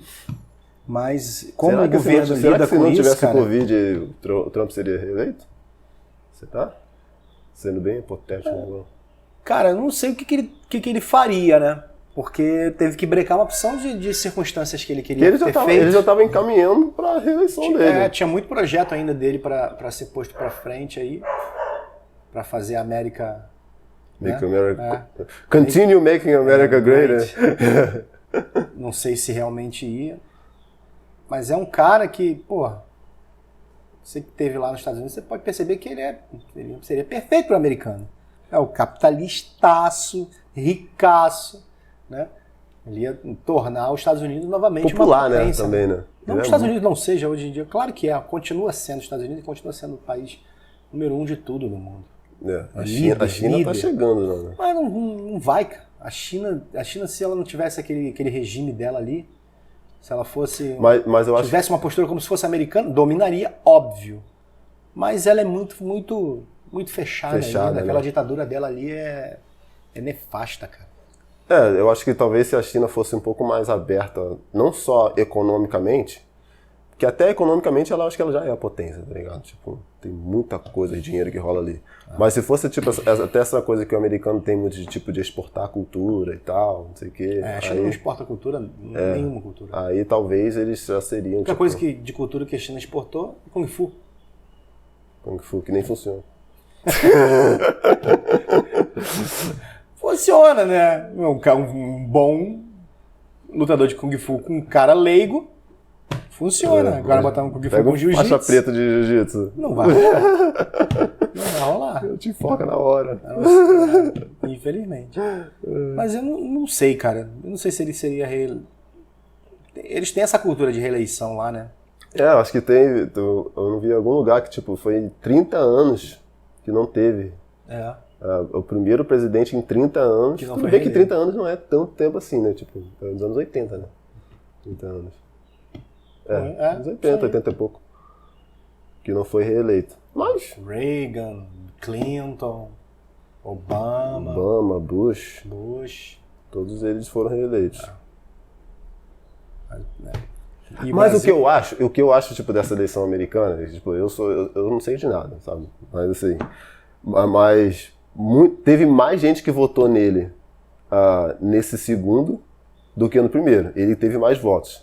Só que, tipo, muita gente votou no outro cara, tá ligado? Agora, dessa vez. O sistema, então, tipo assim, o sistema político deles de eleição é muito louco, cara. Esse negócio de delegados, aquilo ali... Cara, eu não acho que é tão complicado assim, entendeu? Tipo assim, Eu acho que o Brasil é muito mais moderno com isso. Muito mais eficiente. O que eu acho errado no Brasil é que a gente tem um voto, tipo, é obrigatório, tá ligado? Eu não acho legal isso. Tava até conversando isso lá em casa. Mas, cara, o que no Brasil, se você não obrigar, o brasileiro faz? O brasileiro não vai fazer. Se você não obrigar o cara a ir lá votar, a decidir, porque aí... você joga a responsabilidade nele. Você votou no cara. Sim, mas aí, tipo assim, o que eu acho, tipo, uma ideia, né, sei lá, eu sempre falo merda, mas eu tô procurando evoluir. Mas o que eu acho que, tipo assim, não poderia fazer, que eu não poderia fazer, porque eu não tenho capital, tudo pra isso. Mas, tipo assim, a gente tem o eleitorado, certo? O cara foi votar. Se 50% não foi votar ou deu branco, cara, tem que ver uma outra parada, porque o cara não tem o apoio, tá ligado, da galera, entendeu? Sabe, tem que ter uma outra eleição, uma outra campanha, um outro negócio. Por quê? Porque o povo ele tem que, tipo assim, ser educado e que, tipo assim, pô, o meu voto tá fazendo alguma diferença. Por que o cara não quer mais votar? Porque o voto dele não faz diferença, tá ligado? Por que o americano não vota? Muitos deles não votam. Porque não faz muita diferença, porque lá, tipo assim, já tá meio que feito já tudo, entendeu? Tipo, até o Biden mesmo, ele vai entrar agora. Tipo, ele não vai conseguir, sabe, desfazer um monte de coisa que o Trump fez, ele não vai conseguir implantar todas as coisas que ele quer fazer logo de cara. Ele vai conseguir mexer no esquema, é um esquema gigantesco em cima. É um sistema muito grande, por isso que o americano, eu acho que ele não tem muito essa vontade de votar. E aqui no Brasil, tipo assim, porra, e aqui a gente tem muita coisa que deveria ter esse sentimento, tá ligado? De mudar e tal, mas não tem. Aí o cara acaba lá, não, nem vou votar, tá uma merda, então vou votar no menos pior, que a gente sempre escuta. Eu sou adepto do sistema de prova, cara. Carreira. Político tem que ser carreira. Você tem que fazer a escola de administração pública, você tem que fazer o direito. Então todas essas disciplinas voltadas para a carreira política. O que um vereador precisa ter? O vereador, ele trabalha, né? Ele tem que ter relações interpessoais boas, ele tem que saber de administração, cara, tem que entender de matemática, tem que falar bem em português. Precisa de uma língua, o vereador? Acredito que não. Mas se tiver, é bom. Agora, o deputado estadual? Precisa de mais alguma coisa, né? Você precisa ter, por exemplo, um mestrado em administração. Mas aí você vai fazer uma prova da Rio Branco, tipo da Rio Branco para o cara ser candidato, para ser prefeito? É uma sabatina, né? Prova. O melhor candidato aí faz uma série de... Vamos supor aí, faz um concurso. Os 50 que ficarem vão disputar mais uma prova. E aí elimina mais 25. Esses 25 serão apresentados para serem votados. E aí tu evita do pipoqueiro, do Zé da Pipoca, tá lá te representando, cuidando do seu dinheiro. O Zé da Pipoca, sem preconceito com o pipoqueiro. Mas eu quero o sucesso do meu dinheiro, eu quero o sucesso da minha cidade. O cara vende pipoca. O que ele entende de orçamento público e tal? Entendeu? É aquele universo que ele vive ali. Então, quando ele chega lá, ele se pega num salário gigantesco, e aí aparecem as oportunidades de corrupção com somas gigantescas, a probabilidade dele se corromper é muito maior. Então, alguém que estudou para aquilo, talvez. Isso aí não é indício de que o cara vai ser honesto. Ok, mas você vai ter alguém mais preparado disputando. Mais preparado para te roubar. Mais preparado para te roubar. Mas automaticamente você vai ter mais outras pessoas preparadas para vigiar. Exato. Então, não é só aquele cara que é filho da mãe ali que vai passar a perna em todo mundo porque ele estudou. Não, você vai ter mais pessoas ali, ó, gabaritadas, olhando o que ele está fazendo. Tu tem uma equipe de auditores, né? Que é o seu próprio, os próprios eleitores. Os auditores, eles não fazem prova, não estudam para passar para auditor? Então são os auditores que estão olhando aquele cara ali que passou no concurso público. Que são os próprios vereadores. Exatamente. E aí, tu pega lá cargo de senador, deputado federal. São cargos que qualquer um pode exercer.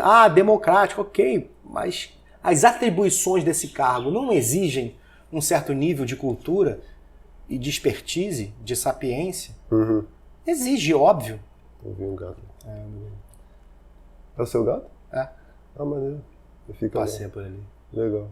Então, cara, eu, professor de português, você acha que eu tenho capacidade de gerir como vereador? Óbvio que não, cara. Não, mas se você estudar e tal, se você fizer as provas, é igual aquilo que você falou. Tipo, você foi design gráfico, você estudou aquilo ali, fez e tal. Tem algumas expertises para fazer. Tem algumas expertises. Se você buscar aquilo ali, você vai te agregando, né?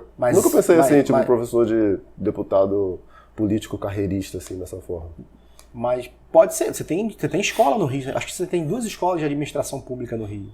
Tem. Quantas pessoas trabalham na Câmara que saem de lá? Todas elas, praticamente. Nenhuma, quase ninguém, cara. Quase ninguém consegue trabalhar na política. Não, Quase ninguém consegue trabalhar na situação pública. Mas muita gente que você tem conhece alguém e tal, aí você acaba conseguindo um estágio e vai lá e tal. Aí é o quem indique. Esse que é o problema do Brasil. É o quem indique. O político vai te dar a oportunidade? Não, ele vai dar para quem é parente dele. Cabide de emprego, nepotismo. E aí o Brasil vai fazendo as mesmas práticas. Uma parada que eu achei muito engraçada. Tipo assim, eu tava até discutindo isso hoje lá em casa. Hoje lá em casa não, mas eu discuti isso com meu pai e com minha mãe. Aí, tipo, eu tava passando lá um negócio passando pela cidade, né? Uma candidata vereadora, aí ela tava falando sobre as propostas dela. Aí, tipo assim, a proposta dela era fazer eu não sabia que era candidata vereadora ainda, tá ligado? Chegou assim. Ela já tava falando das propostas dela. Minha proposta, não sei o quê, uma semana antes da eleição.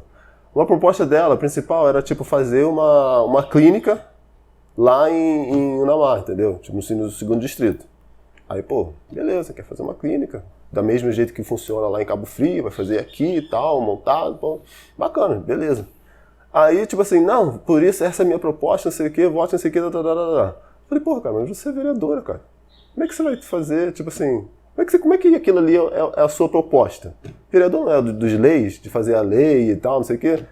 Aí, tipo assim, aí eu fico assim, cara... Os caras não tem ideia do que pode fazer e do que não pode. Aí eu fico assim, é inocência do candidato de saber ou não saber que ele não... Ter, tipo assim... Cara, você entrar lá, você não vai poder fazer isso. Se o prefeito entrar lá, ele consegue fazer isso. Aí o prefeito. Muito difícil também. Muito difícil, mas ele consegue. Ele tira de algum lugar e faz o negócio lá que ele prometeu, entendeu? Tira de alguma outra coisa. Não constrói a estrada, mas constrói a clínica lá.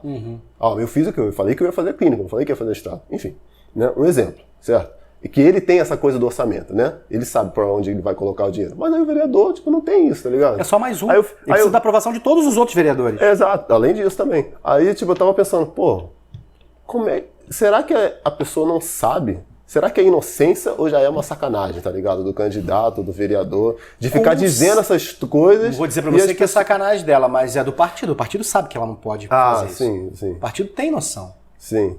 Aí ele fala, não, pode falar isso aí que você vai conseguir. E aí mora a desonestidade disso aí. Eu votei em branco nessa eleição. Nos dois? Porque não foi. Não, agora na de vereador. Não.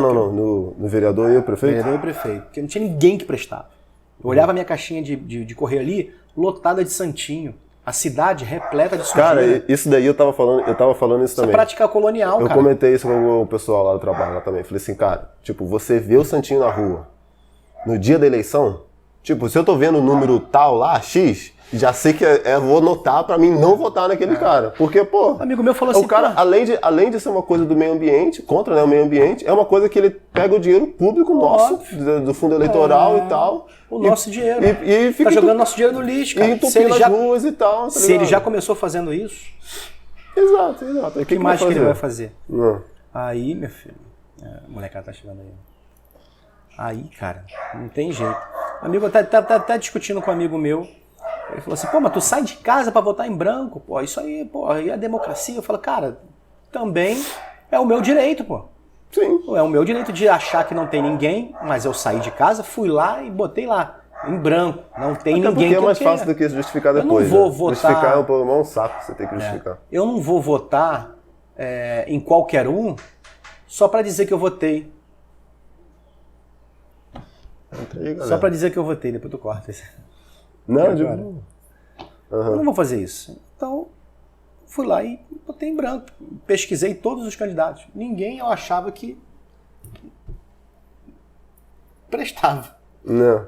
Mas você pesquisou mesmo? Você fez uma pesquisa? Você estudou? Entra no portal da transparência. Quem já foi...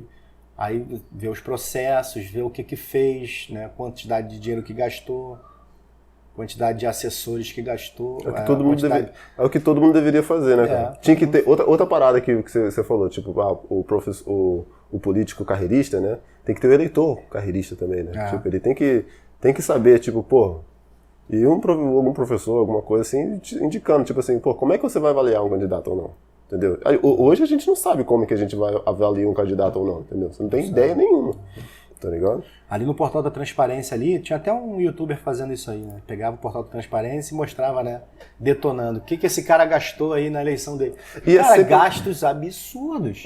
Aluguel de carro de luxo. Pra que o vereador precisa de um aluguel de carro de luxo? Eu ando de van, cara. Por que ele não pode pegar um Fiat Uno pra ir de uma cidade a outra? Aliás, por que ele não usa o próprio carro? Que também já tem um salário maneiro, por que ele não pode gastar a gasolina dele? Tá gastando o meu dinheiro. Então eu olho lá, você fez isso tudo no último mandato? Não te dou outra chance, não voto. Mas quem faz isso? É exatamente isso que eu falo. Ninguém faz isso. Ninguém faz isso. Raro você pegar um que a pessoa não sabe como votar também, entendeu? Por isso que eu falo, galera, entre no portal da transparência, pega outro candidato, veja lá. Agora só daqui a 2 anos. O que ele fez? Acompanha, principalmente, acompanha. Gastou meu dinheiro com um hotel de luxo lá em Jurerê Internacional. Vai votar nele de novo? Você é otário. Você é otário. Não voto. É verdade. Você fica estarrecido quando você entra no portal da transparência. Isso aí, as coisas que eles botam, né? Tem coisas que não botam. Mas aí tem sempre alguém lá processando para colocar. As notas fiscais, internet. Esse portal de transparência é um site do governo? Do governo. Mas será que o governo, se tipo, entra um governo, ele não consegue manipular aquilo ali? Mas que é um querendo ferrar o outro, né? Então obriga você a colocar. PT, não colocou não, vou te processar. Você tem que colocar. E o PT, você também tem que colocar. Aí fica um processando o outro. Aí é obrigado todo mundo botar. Aí todo mundo coloca. Mas alguns omitem, né? Não. Cara, é complicado. Gasolina, gastando, né? Posto de gasolina em Brasília, os caras abastecem 5 carros de uma vez só. 5.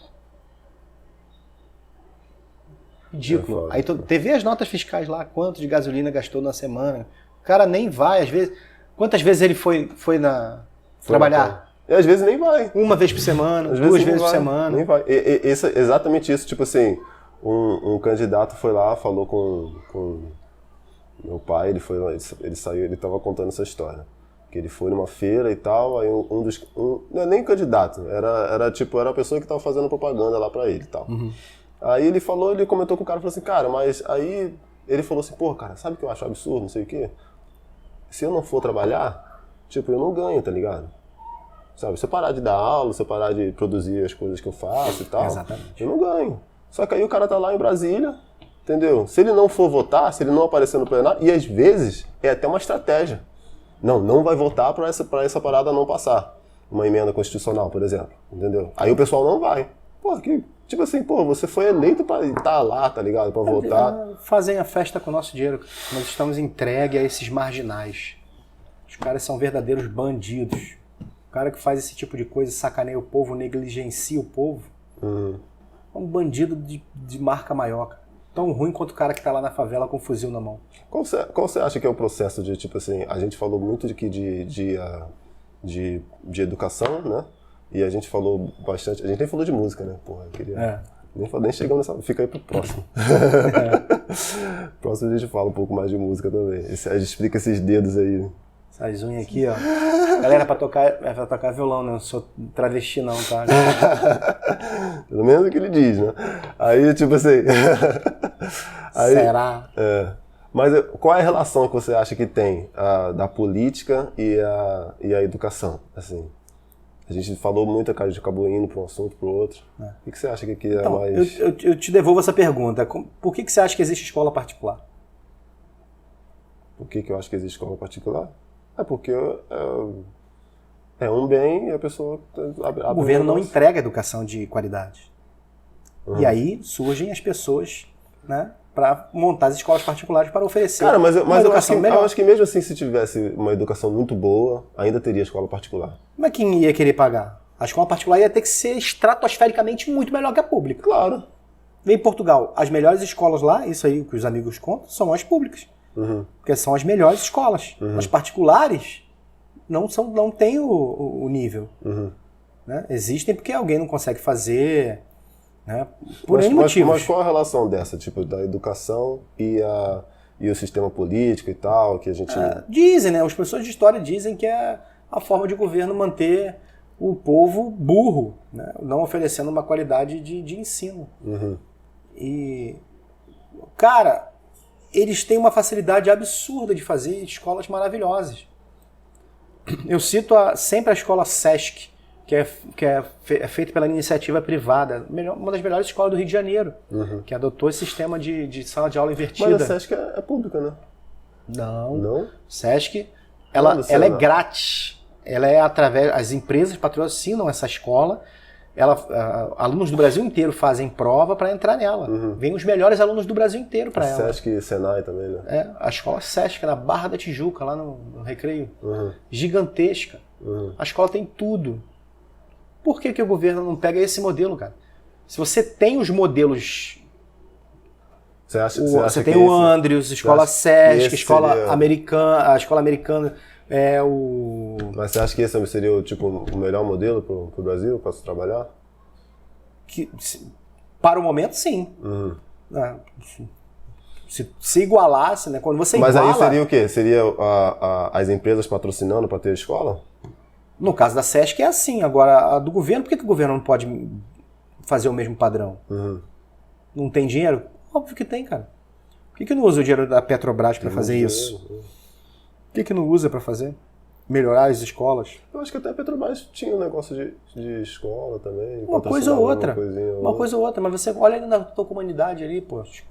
Escola feia. Escola num local ruim. Escola depredada. Escola não tem merenda. Não tem cabimento isso, cara. Isso não é culpa do governo federal, é culpa do governo municipal. Mas é reflexo. O que sai de lá chega aqui. E é muita coisa. Outra coisa que, tipo, eu falava muito isso na época da eleição. Falava não, mas eu pensava nisso, né? Tipo, e falava também, pra quem sofria que tava do meu lado. Aí eu falava que, tipo assim, porra, como é que pode que, tipo, todo negócio de governo é questão de dinheiro, né? Tipo assim, pra onde que vai o dinheiro, certo? Mas a maior parte dos impostos e tal e tudo mais vai para o federal, entendeu? Não vai pro pra onde quem pode realmente fazer alguma mudança, entendeu? O dinheiro, por exemplo... Então, tipo assim, a segurança, a educação, isso daí é o quê? Isso daí é a sua cidade e o Estado olha que loucura. que O oferece. dinheiro sai daqui do Rio de Janeiro, você recolhe imposto no Rio de Janeiro, o dinheiro vai para Brasília devolver alguns royalties. Olha que loucura. Por que o dinheiro do Rio de Janeiro não fica no Rio de Janeiro? Uhum. Ah, tem que dar algum royalties Mas para claro Brasília? que isso daí eu acho que não é, Ok. não é só o problema do Rio de Janeiro. Eu acho que o Rio de Janeiro Não, tem outros... Rio de Janeiro... Rio de Janeiro é doido, cara. Rio de Janeiro você tem que fazer um estudo antropológico, aí, arqueológico, para saber o problema do Rio de Janeiro, porque... Os últimos 3, 4 governadores, né, Não, cara? e jogam uma bomba no Rio de Janeiro, nasce outra cidade, para poder... Porque do jeito que tá... É foda. Mas aí, tipo assim, isso daí era uma das coisas que eu tava pensando. E era uma das coisas que o Guedes falava muito, né, no início, né? Tipo, de repensar nessa forma de impostos, né? Tipo, de ter mais impostos na cidade e menos impostos Os na parte impostos federal. hoje, eles mantêm um sistema que é difícil de você furar esse sistema hoje em dia. Se você furar, você pode causar até um colapso. É tanto esquema, que se você não consegue... Acho que não tem ninguém com capacidade para furar esses esquemas. É um emaranhado de sujeira que para limpar... É foda, né? Bota aí séculos. A nossa cidade aí, pô. Nossa cidade em pleno 2020, indo para 2021, a minha rua ainda não tem saneamento básico. Que isso, cara? Faz aqui, né, em casa. Eu tô em 1700 e quê? Cheguei agora de Nau, né, vindo de Portugal? Não, cara. Não. Tá errado.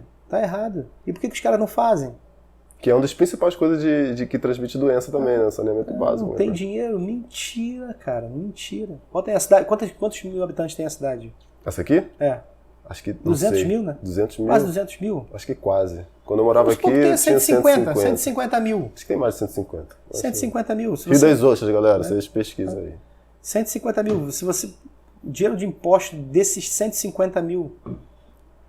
Dessas 150 mil pessoas aí. Você acha que não dá pra fazer uma rua? Asfaltar uma rua? Por que minha rua tá asfaltada? Mas não tem só a sua rua, né, Vinícius? Tem uma porrada de outras ruas aí. Mas aí tem que começar por alguma, né? Começa pela minha. Mentira. Não, mas aí a gente tá falando subjetivamente. Por que a rua não tá asfaltada em pleno 2021? Por que não tem saneamento básico? Né? Olha a Costa Azul, Rio das Ostras, do jeito que tá. Tem manutenção. Mas as ruas lá são asfaltadas. É, mas já viu a orla da praia, como é que tá? Tá bonitinho, não tá? Tá não, tá tudo quebrado, cara. O assoalho de madeira todo quebrado, as pessoas se machucando ali. Tem tempo. Luzes dos postes. Aqui eu pago energia pública aqui, contribuição, né? E não vai pra lá. E cadê? Tudo escuro aqui na minha frente aqui, os caras não vêm trocar. Mas eles apagaram na época da pandemia e não acenderam mais, não foi? Mas continua cobrando. Ah, mas aí tem outras partes de iluminação pública da cidade, né? Tipo, tem a das ruas e tal, da estrada. Isso aí tem dinheiro pra fazer, cara. Eles têm dinheiro pra fazer. Se eu tô pagando iluminação pública, cada um paga da sua região. Eu tô pagando da minha rua aqui. Cadê a iluminação pública? Aqui não tem. Tudo ferrado. Você liga pra lá, os caras não vêm trocar. Mas você tá pagando. Eu tô pagando. Meu dinheiro tá saindo. E eu não tô tendo o resultado. É foda isso, né, cara? Que, tipo, a gente sempre paga as coisas, né, cara?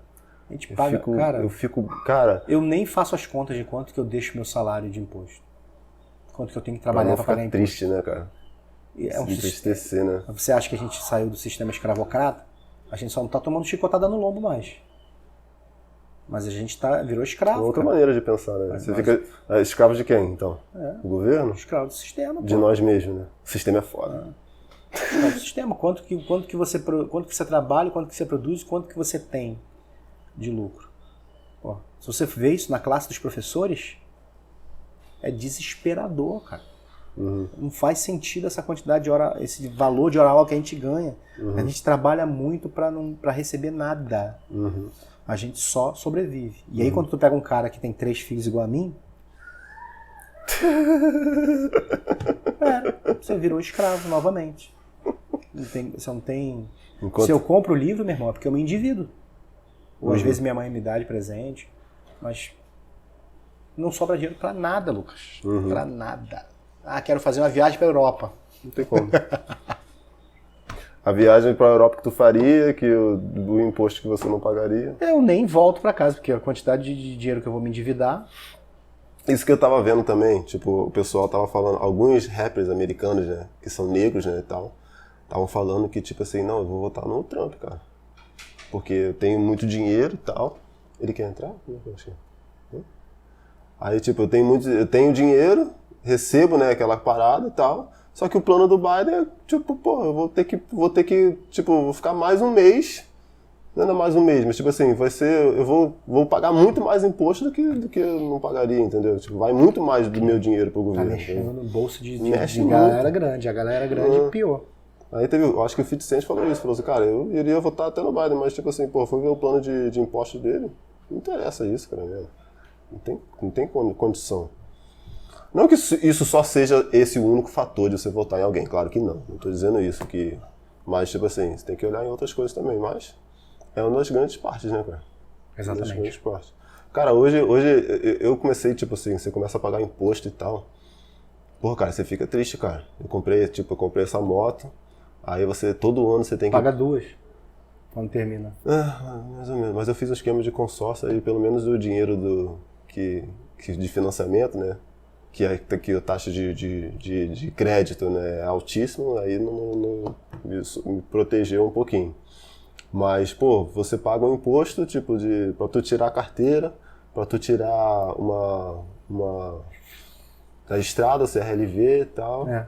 E detalhe, pô, eu fiquei puto, cara, essa semana. Eu fui pagar o negócio, eu paguei, tá ligado? Aí eu paguei a renovação o Duda da carteira e o que vai vencer e o negócio da moto, do documento.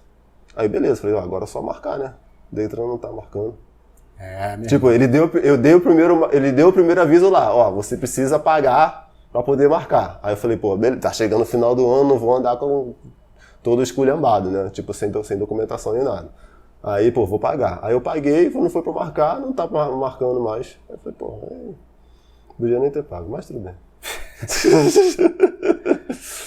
Mas você acaba pagando um monte de coisa, cara. É muita coisa, cara. É muita coisa que tu paga. Um dia isso aí acaba. A gente vai encontrar alguém que... Essa nova geração, cara. Só acredito que se essa nova geração foi educada para isso, se eles tiverem filosofia a partir do 5º ano, né, estudarem ética, a gente vai ter uma geração com novos valores. Porque a nossa tá perdida. Total pessimista. Ou não, né, cara? Tipo assim, valores eu não sei, porque hoje em dia o único valor que você tem de uma criança de, tipo assim, sei lá, 16 anos e tal, mais nova, é mais ou menos aquilo que a gente tava falando antes do dilema social, né? Não, eu quero ter like, eu quero ter isso, eu quero ter aquilo. Aí, pô, se você não superou nem isso ainda, que é uma coisa tão básica, né? Tipo, do prazer, tipo, de ser reconhecido, talvez, né? Sei lá. Como é que você vai começar a pensar numa parada dessa de Estado, tá ligado? Mas aí você tem que começar cedo, né? Você tem que começar... E aí, toda solução mora... Toda solução não, toda a esperança de solução mora na educação. Não. Se você tivesse, tipo, uma varinha mágica para tentar... A gente falou aqui de muitas questões, né? De problemas, né? Da educação no Brasil, da política e tal. Se você tivesse uma varinha mágica que pudesse resolver e tal, o que você faria? O que você acha que poderia fazer para querer resolver isso? Olha, cara, eu sem dúvida nenhuma tentaria melhorar a educação de todo modo. A gente sabe que não é só a educação, né?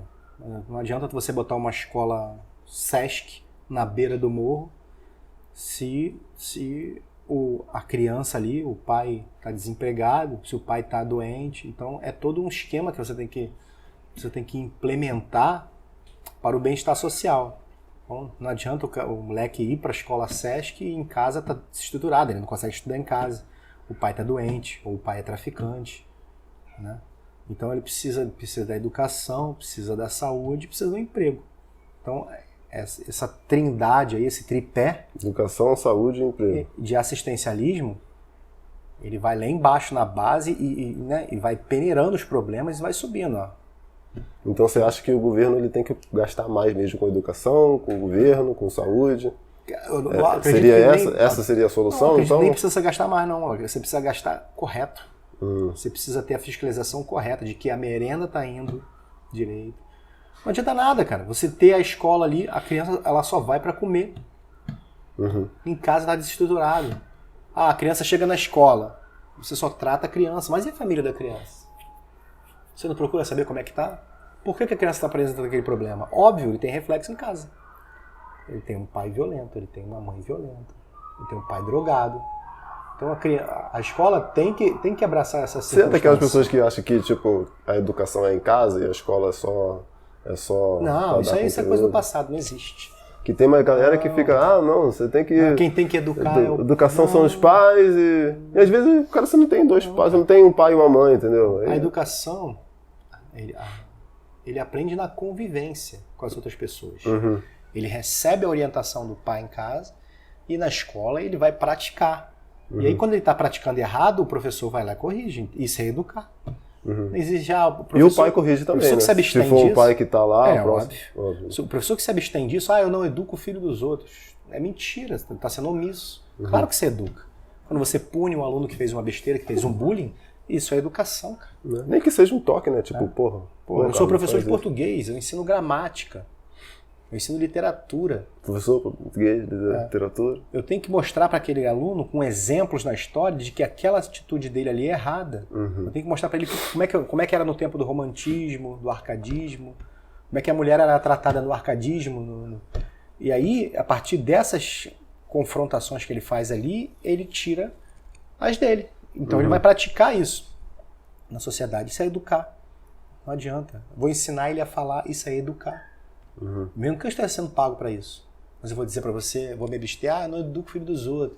Eu não falo para ele não fazer isso. É louco. O professor que faz isso está na profissão errada. Isso é um pensamento muito arcaico. Até porque são pessoas que estão em formação também, né, cara? São, né? Sabe, não tem como negar, né? Tipo assim, eu por exemplo, eu trabalho mais com alunos um pouco mais velhos, né? Tipo 16 anos e tal. 60, 70, às vezes tem uns coroas que faz as aulas lá. Muito bacana. Aí, assim, é um processo, né, diferente, né? Tipo, cada idade é uma coisa que eles precisam, tá ligado? Tipo assim, eu já tive alunos, eu acho que você também já teve até os mesmos, que são muito ativos e tal, não sei o que, você tem que, tipo, cara, calma aí, só que a criança tem 12, 13 anos, tá ligado? Aí o aluno que tem 16, 17 já é um pouco mais diferente e tal, entendeu? Não é só aquela parada do conteúdo, né, cara? E, tipo assim, o conteúdo tá ali. O cara vai lá, digita no Google, cara. Tá lá o conteúdo. Mas a aplicabilidade disso, né, é o mestre que vai direcionar o aluno. Então, porque não é fácil estudar na internet. Não é fácil você pegar um conteúdo e aprender aquilo. Não é fácil não, cara. Eu acho que é mais fácil, cara, dependendo mas você do que vai for. ter informação, você vai ter um certo tipo de informação. Por que a Wikipédia ela é tão estigmatizada? Porque não tem tanta informação, porque ela é acrescentada por pessoas do mundo inteiro. Então ela acaba omitindo algumas coisas. Você não tem, vamos supor, uma matéria de gramática. E qualquer um consegue lá editar, né? Exatamente, qualquer um consegue editar. Você está na era da pós-verdade, o cara vai lá e bota uma coisa errada, e aí? Você tem que duvidar daquilo ali que está sendo... Agora, o mestre, o professor, ele já tem a experiência da aplicabilidade daquilo. Então ele vai te direcionar para aquilo. Mas nem todo professor, você acha que é todo professor que sabe de tudo? Não, você acha que tem professores ruins também, entendeu? Muito, cara. Muitas universidades do Brasil são horríveis.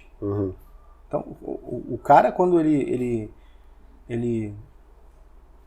se dedica ao estudo, ok, beleza. Quem faz a universidade é o... Mas, né, ele chega com aquele ranço da escola ainda, de aprovação automática, né, de passar a mão na cabeça. Eu, por exemplo, cheguei na faculdade de letras, análise sintática, não sabia fazer análise sintática, cara. E você acha que alguém me ensinou? O que é análise sintática? Não, você analisar quem é o sujeito, quem é o predicado. Não lembrava disso, cheguei para fazer letras. E aí eu tive que correr atrás. Por fora. Você acha que alguém me ensinou isso na faculdade? Negativo, os caras não paravam para ensinar isso. É outro nível. É outro tipo de análise sintática. Outro patamar. É outro tipo. Você vai pegar na área da linguística por que aquele sujeito, qual é a função daquele sujeito naquela frase, qual é o efeito daquele sujeito naquela posição, naquela frase. Cara, isso é muito chato. Qual a preposição adequada para convencer quem está ouvindo. Isso é muito chato. Cara. Você tem um leque de preposições. Isso, eu lembro até hoje. Eu tenho um tio, né, que tu conheceu, que ele é professor de português, e uma prima, a filha dele, né, que ela faz letras também. Aí, tipo assim, teve uma vez que eles estavam... Só uma pausa, depois você volta sobre as duas histórias. Uma digressão. Teve uma vez que eles estavam, tipo, na sala, tipo, a gente tava tomando um café e tal, acho que tava na época de férias e tal, não sei o quê. Aí, beleza, tipo... Só que aí, tipo, a gente tava tomando um café da tarde, aí do nada vem um assunto de sujeito, não sei o que lá, das quantas e tal, e eu olhei assim pro outro e falei assim, caraca, tô entendendo porra nenhuma. Porque é complexo, cara, tipo, vai chegando uma hora assim... Não, a nossa língua ela é muito complexa, cara. E aí você tem os primeiros mecanismos, que são as ferramentas, e depois você vai usar essa ferramenta em qual situação? Qual é a intenção daquela ferramenta naquela situação? Aí você já abre o leque. Então aí você se torna um bom orador, você convence melhor as pessoas. Uhum. Então, esses políticos, esses caras têm uma equipe gigante de letras por trás dele para fazer os discursos. Uhum. Porque senão, tirando a Dilma, né, que não... Bolsonaro também, né, então, né, pelo jeito. No Bolsonaro deve ter um cara, deve ter aquele tiozão, o vizinho tiozão. Bolsonaro, fala pra aqueles filhos da puta lá. Bolsonaro, vou falar essa porra mesmo, esses filhos da puta, esse viado aí, ó, tudo marica. Porra, tudo marica. Tu viu o negócio... Bolsonaro é nos 70, nos 80, né, cara? Olha, porra. Olha o nível da galera dos anos 70, dos anos 80. Não tinha meias palavras, cara. Tu ficava de palhaçada, você é viado, porra, filha da puta do caralho. Aí pega o cara, vira presidente, porra, tem que manter. O cara não vai manter. Não tem como, né? Tu pega uma opção de gente atazanando ele, falando um monte de besteira pra ele. Ninguém aguenta, cara. Ninguém aguenta. Eu acho que eu seria pior do que ele. O jornalista começava a falar um negócio assim, o que você falou? Não, talvez não ia bater, mas talvez você ia xingar de outra forma, sei lá. Não sei. Mas você acha que ele sofre mais que os outros presidentes, então? Ele tá sofrendo, sim. Com certeza. Mas que eu acho que todo presidente tem essa palavra, tipo... Alguns são... A Dilma também teve, o Temer também teve. Fernando Henrique, Lula foram muito blindados, né? Agora ele não, ele tá aí, cara. Tá na época que tem mais mídia em cima. Uhum. É épocas diferentes também. É épocas diferentes. Não adianta nem falar que, tipo assim, porra, não, um foi mais procurado pela mídia. Às vezes ele se coloca nessa posição, né? Tipo assim, não, eles estão atrás de mim e tal, não sei o quê. Mas às vezes não é só isso, cara. Tipo assim, hoje em dia tem toda uma máquina. A mídia era uma coisa. 20 anos atrás, 30 anos atrás, era outra parada, tá ligado? Você viu aquele vídeo editado que, tipo, que ele fala os palavrão lá na hora lá? E falei, caralho, cara, vou te falar, doido, cara. Vou te falar, minhas reuniões de família eram muito pior. É, né? Porra, aquilo ali ele foi bastante educado, cara. Porra, mas quem o cara... que não tá numa roda de amigo tá lá não com os fala? ministros e tal. Mas fala pra mim, quem em roda de amigo não fala aquilo? Roda de amigo bebendo. Os caras falam as maiores... Mas ele não tá numa roda de amigo bebendo, exatamente, né, mas tá, o problema é esse. É aquela parada que você falou. Ele não consegue separar. É aquela parada que você falou, tipo, da oratória, de você estudar e você entender, Ele tipo, os não sabe momentos. oratória. É igual naquele negócio que a gente tava falando da carreira política e tal. Exatamente, cara. É um incompetente para o cargo que tá exercendo. Uhum. Isso aí, assim, o cargo mais... que tá mais prestígio, na cara, né, das pessoas. O presidente é o cara que o cara tapa, né? Uhum. Bota a cara tapa ali. Uhum. Então, se você não demonstra uma eloquência muito grande, você não tá tratando com o povão. E às vezes ele não é presidente do povão. Tem o Temer, que já é uma eloquência demais, né? Você tem o Temer, que é verborrágico, tem aquela postura de Drácula, mas não faz nada, efetivamente não tem atitude. Aí depois ele botou o teto dos gastos, isso aí eu lembro que ele fez. Mas o quê? Não sei. Mas o quê? Mais nada. Mas, tem que ponderar, você tem que ter uma equalização nisso aí. Uhum. Mas, pô, eu vi aquele vídeo, cara, eu vi umas 5 vezes, tá ligado? Muito, tipo, filha da puta, sei o quê, eu falei, caralho. Pega um delegado desse de delegacia de interior e bota no lugar do Bolsonaro pra você ver o que os caras não fazem, cara. Porra, bota um tiozão do mercado ali. E é claro que isso não dá desculpa pra ele, né? Mas tipo, uma parada que eu fiquei assim, caraca, cara. Pô, como é que o cara se diz carioca? E ele falou vários palavrão, mas ele não soltou um caralho. Aí... Ele não soltou caralho, ele falou...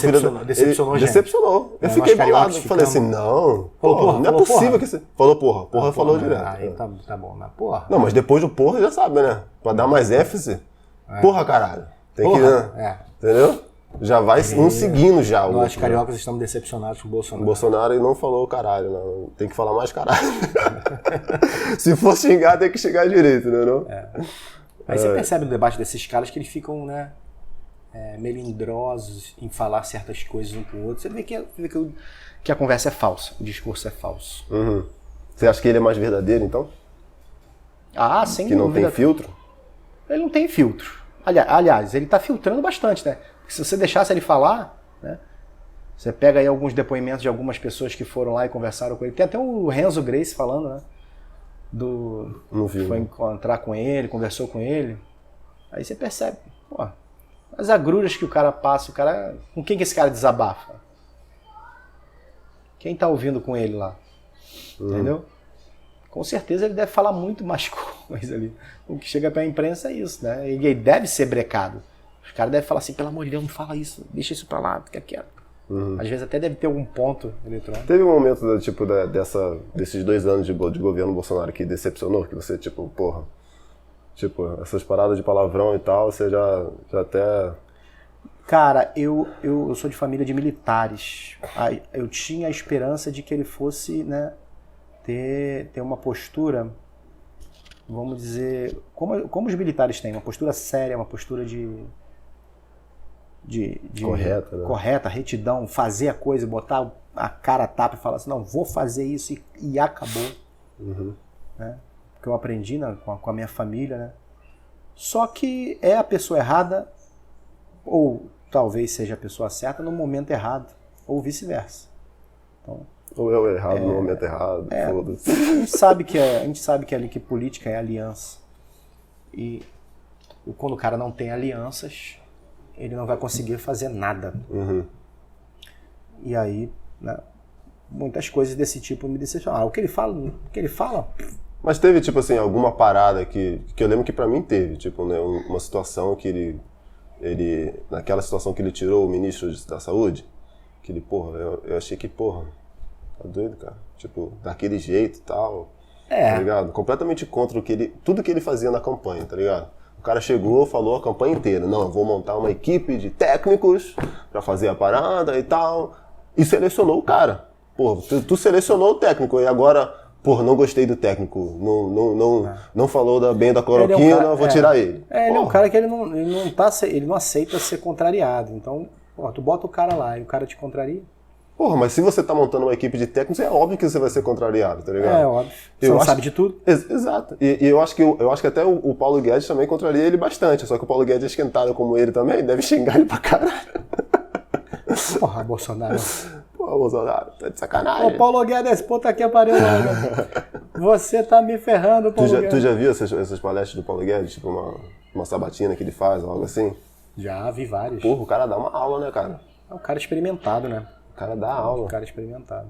Um monte de gente odeia ele, mas... O Brasil não tá acostumado... É a escola que ele fez, né? Muita gente não acredita, o pessoal da economia não acredita muito né? Esses Chicago Boys. Milton Friedman, foda-se. O pessoal não tá acostumado, talvez por não ter contato, talvez por não estudar.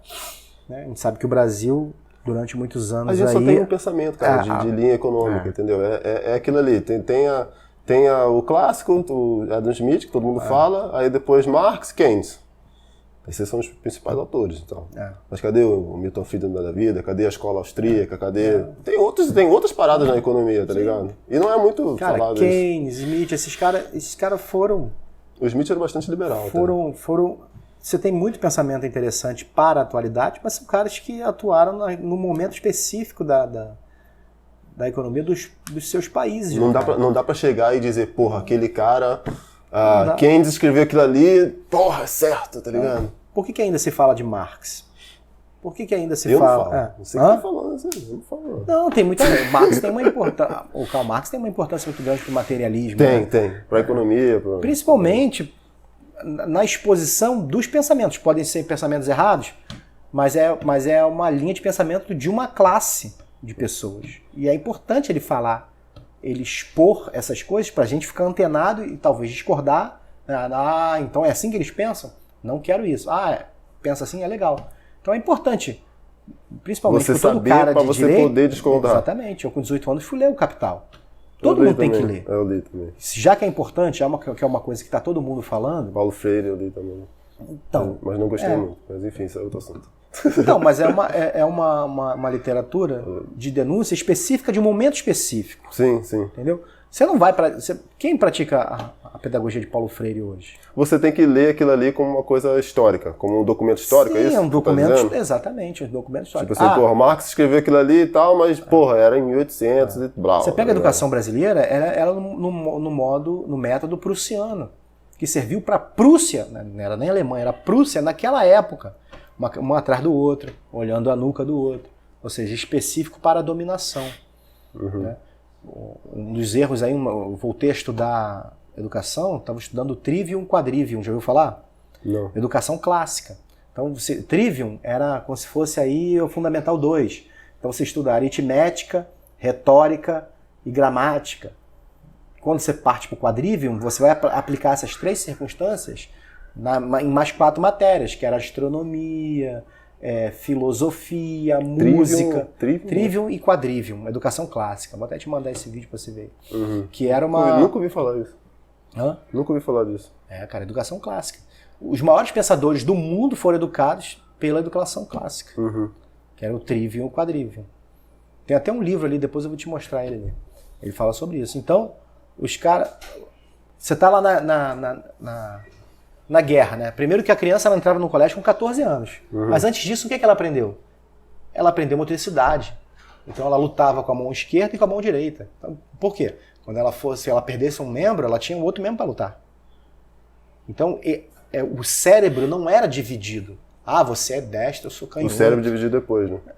Então, a modernidade fez isso. Ou seja, limitou a gente 50%. Então isso daí é recente, né? De 1800 para cá. Os orientais não têm essa coisa. Eles escrevem com as 2 mãos? Exatamente. Sério? Para eles não tem diferença. A própria mecânica do piano, quando você vai estudar piano, desenvoltura na mão direita, desenvoltura na mão esquerda. Tem gente que fica naquele basicão, né? Arma acorde aqui e a melodia aqui. Só consegue passar disso. Só que pra você fazer uma parada mais... Por quê? Por causa da limitação da motricidade.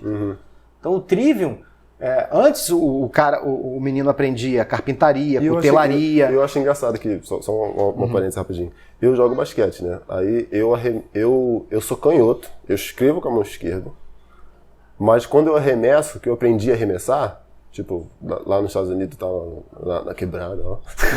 O pessoal me ensinou a arremessar, e eles me ensinaram assim, tipo assim, você vem com a mão direita. Aí eu aprendi a arremessar com a mão direita. Hoje eu só arremesso... O teu corpo já reclamando. Eu só arremesso com a mão direita, eu só consigo arremessar com a mão direita. Mas olha o nível de cultura que tem lá, não é diferente daqui? Eles têm outras informações lá que nós não temos. Eles praticam outras informações que nós não praticamos. Não, mas isso eu só tenho. Só tô lembrando disso da motricidade. Não tô falando nada que... mas uma série de outras coisas também. Não. Uma série de outras coisas. Aí, tipo, hoje em dia eu jogo, quando eu vou jogar, e os caras me vê. Tipo, primeira coisa, geralmente, né, tá no início do jogo, eu já tô tentando meter uma bola de 3. O cara vai dar... Sentir, né? Se ele tá me dando muita distância, eu arremesso. Aí, quando eu acerto e tal, eu vou pra sexta, aí vem me defender mais. Eu vou pra sexta, eu vou com a esquerda. Aí depois de um tempo, né, o pessoal fica assim, pô, você joga, você é canhoto, você é destro e tal. Porra, cara. Então, são os dois. É complicado. Aí o Trivium estudava isso, né? A educação clássica, Você estudava, entrava com 14 Então anos. não tinha essa parada de matemática? Tinha, cara, você aprendia retórica, aprendia a falar bem, a escrever bem e a matemática básica. Porque a matemática básica depois você ia aplicar onde? Na astronomia e na música. Sim. A oratória você ia aplicar na música, nos discursos. Então você tinha a aplicabilidade do Trivium no Quadrivium. Então você formava o quê? Gênios, cara. Vários. De Platão a Montesquieu. Darwin. Então você acha que a educação daquela época que produzia aqueles genes, hoje a gente não produz, tá? Não produz. Mas tem muita gente inteligente. Nós estamos limitados, cara. Tem muita gente muito inteligente. Tem, mas com potencial reduzido. Se fosse educado. Se tivesse isso, seria tipo assim, ia pegar o aluno, a criança e pá, colocar lá em cima. Exatamente. Teria uma potência muito maior. Por que a gente não volta para isso? Aí é aquela coisa, né, cara? A era industrial mudou a maneira que foi a educação, né? Exatamente. E aí aquele método Prussian que você falou, né? O Prussiano, né? Você vai fazer um carro. Você não quer que o cara, você não quer que o cara pense a matemática da música. Eu sou construtor de carro, você é outro construtor de carro. Eu construo um carro rápido. Em um mês eu vou fazer 10 carros. E você vai fazer um. Mas você vai fazer um carro muito perfeito. Sem nenhum erro. Eu vou fazer 20. Quem que você acha que o cara vai contratar? Depende, né? Hoje em dia depende, né? Você vai fazer um, eu vou fazer 20. Ele vai ter lucro com 20. Depende da demanda, né? Depende da demanda. Né? Mas isso. Tipo assim, tem isso. Porcamente explicando, é isso. Sim. Então os caras preferem aquela coisa... Posso fazer uma Bugatti e você faz uma... Exatamente. Enquanto você faz uma Bugatti, eu faço 20 Kombis. Mas aí uma Bugatti já vale mais que uma mas quanto tempo você vai vender a Bugatti? Né? Você pode levar um ano para levar em um ano, eu fazendo 20, olha quantas eu já vendi. Sim. É isso. Então a sociedade hoje ela não dá valor à coisa bem feita. E sim, a coisa feita rápido. Você acha que isso é culpa tipo do Fordismo, daquela época da industrial? Contribuiu. Então essa é uma parada meio negativa do livre mercado que você está dizendo. Sim, com certeza. Eu nunca pensei nesse aspecto negativo do livre mercado. As pessoas, a troca porque de ideias... Porque eu sempre penso, tipo assim, o livre mercado e tal. Nunca pensei nessa parada da educação, né? Até porque eu não sabia como é que era antes, né? Tipo assim, agora que você tá me iluminando. Por isso que eu acho legal ter essas conversas assim, porque, tipo, tem um monte de coisa que eu não sei, eu sou burro, mas eu vou aprendendo. Que você é inteligente pra caramba. Não sou nada. Aí, tipo assim... Esqueci o que eu tava falando. Do Fordismo. Tipo, daquela... Eu sempre pensei, tipo, na época do livre mercado e tal, do capitalismo e tal, tipo assim... O que eu achei bacana, o que eu acho uma coisa boa é essa parada de competição e um tentar fazer um produto melhor do que o outro, tá ligado? Tipo, mais eficiente, mais coisa e tal. Essa tem o seu lado bom pro mercado, para as pessoas, para a pessoa ter um produto, para ter um notebook, um microfone e tal, para ter um livro. Para fazer um livro assim, hoje, antigamente a imprensa era diferente. Hoje em dia você faz na sua casa, papel e tal. Então, tipo assim, isso daí é muito bom, eu acredito, para as pessoas. Mas o pensamento, a educação, o que você está me dizendo, tipo assim, a educação para se chegar a isso daí, a essa competitividade boa do livre mercado, a educação exigida disso é uma educação que meio que limita as pessoas, né? Exatamente. Transporta isso para a educação, essa velocidade toda para a educação, e aí você entrega um material ruim. Quantos idiomas você fala? 2, estou indo para 3. Em 1800 e pouco, né? As pessoas falavam 9, 10 idiomas. Mas também não tinha... Fala pra uma pessoa... Não tinha Instagram, né, pra ficar...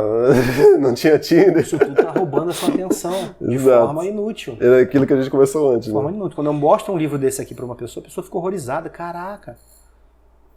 As pessoas não têm mais tempo... Acha que as coisas que não tem tempo. Pergunta se... Lembra que eu falei contigo que eu parei de mexer, porque eu dei uma pausa no Instagram e tal, não sei o quê? Cara, eu comecei a ter um monte de tempo, um monte de outra coisa. Pô. As pessoas começar a produzir, estudar mais. As pessoas hoje, inclusive eu, né, tá intrínseco aí aquela coisa da tanatofobia, o medo da morte. As pessoas têm que fazer... não, eu tenho que fazer isso, rápido, não tenho mais tempo, vou morrer, tenho que fazer isso. As pessoas estão nessa euforia maluca. Infelizmente. É foda, cara. Mas bacana, acho que a gente tocou em vários pontos aí, tipo, de coisa... Show. E entender que, tipo assim, até esse final, né, que, tipo, às vezes a gente acha que, não, o livre mercado, o capitalismo e tal, ou até o socialismo e tal, tipo, tem uma parada boa, mas no fundo tem também um lado ruim também, entendeu? Tem tudo um yin e yang, né, cara? Tipo, exatamente. Tipo, você, o caminho, tem que ir sempre o caminho do meio, né? Caminho do meio, Andréia, né? Como é que é? Quem é que falava de André? Era Aristóteles, né? Aristóteles, né? Vamos pelo, né? Isso. Observando o que tem de bom nas coisas e fazendo o seu próprio caminho. Isso. Eu lembro que tinha um professor na faculdade que ele falava assim, que Andréia, né, que tipo, Aristóteles falava do caminho do meio e tal, que, tipo, você pode ser corajoso ou você pode ser medroso. Se você for corajoso demais, você vai pra guerra e você morre. Se você for medroso demais, você não vai e você vai morrer de outra forma, sei lá, entendeu? Então, tipo assim, você tem que ser... Precavido. Tudo tem que ser um meio, né? Por cada característica, né, que a gente tem. Isso aí. Isso aí. Brother, dá uma recomeçar contigo. Pra mim é Acho maravilhoso. que abriu bem, assim, que eu tava primeiro aí, acho que tô tentando tentar fazer esse projeto aí mais vezes aí. Primeiro aí, acho que a gente tem uma sintonia muito bacana. Show. Fico agradecido.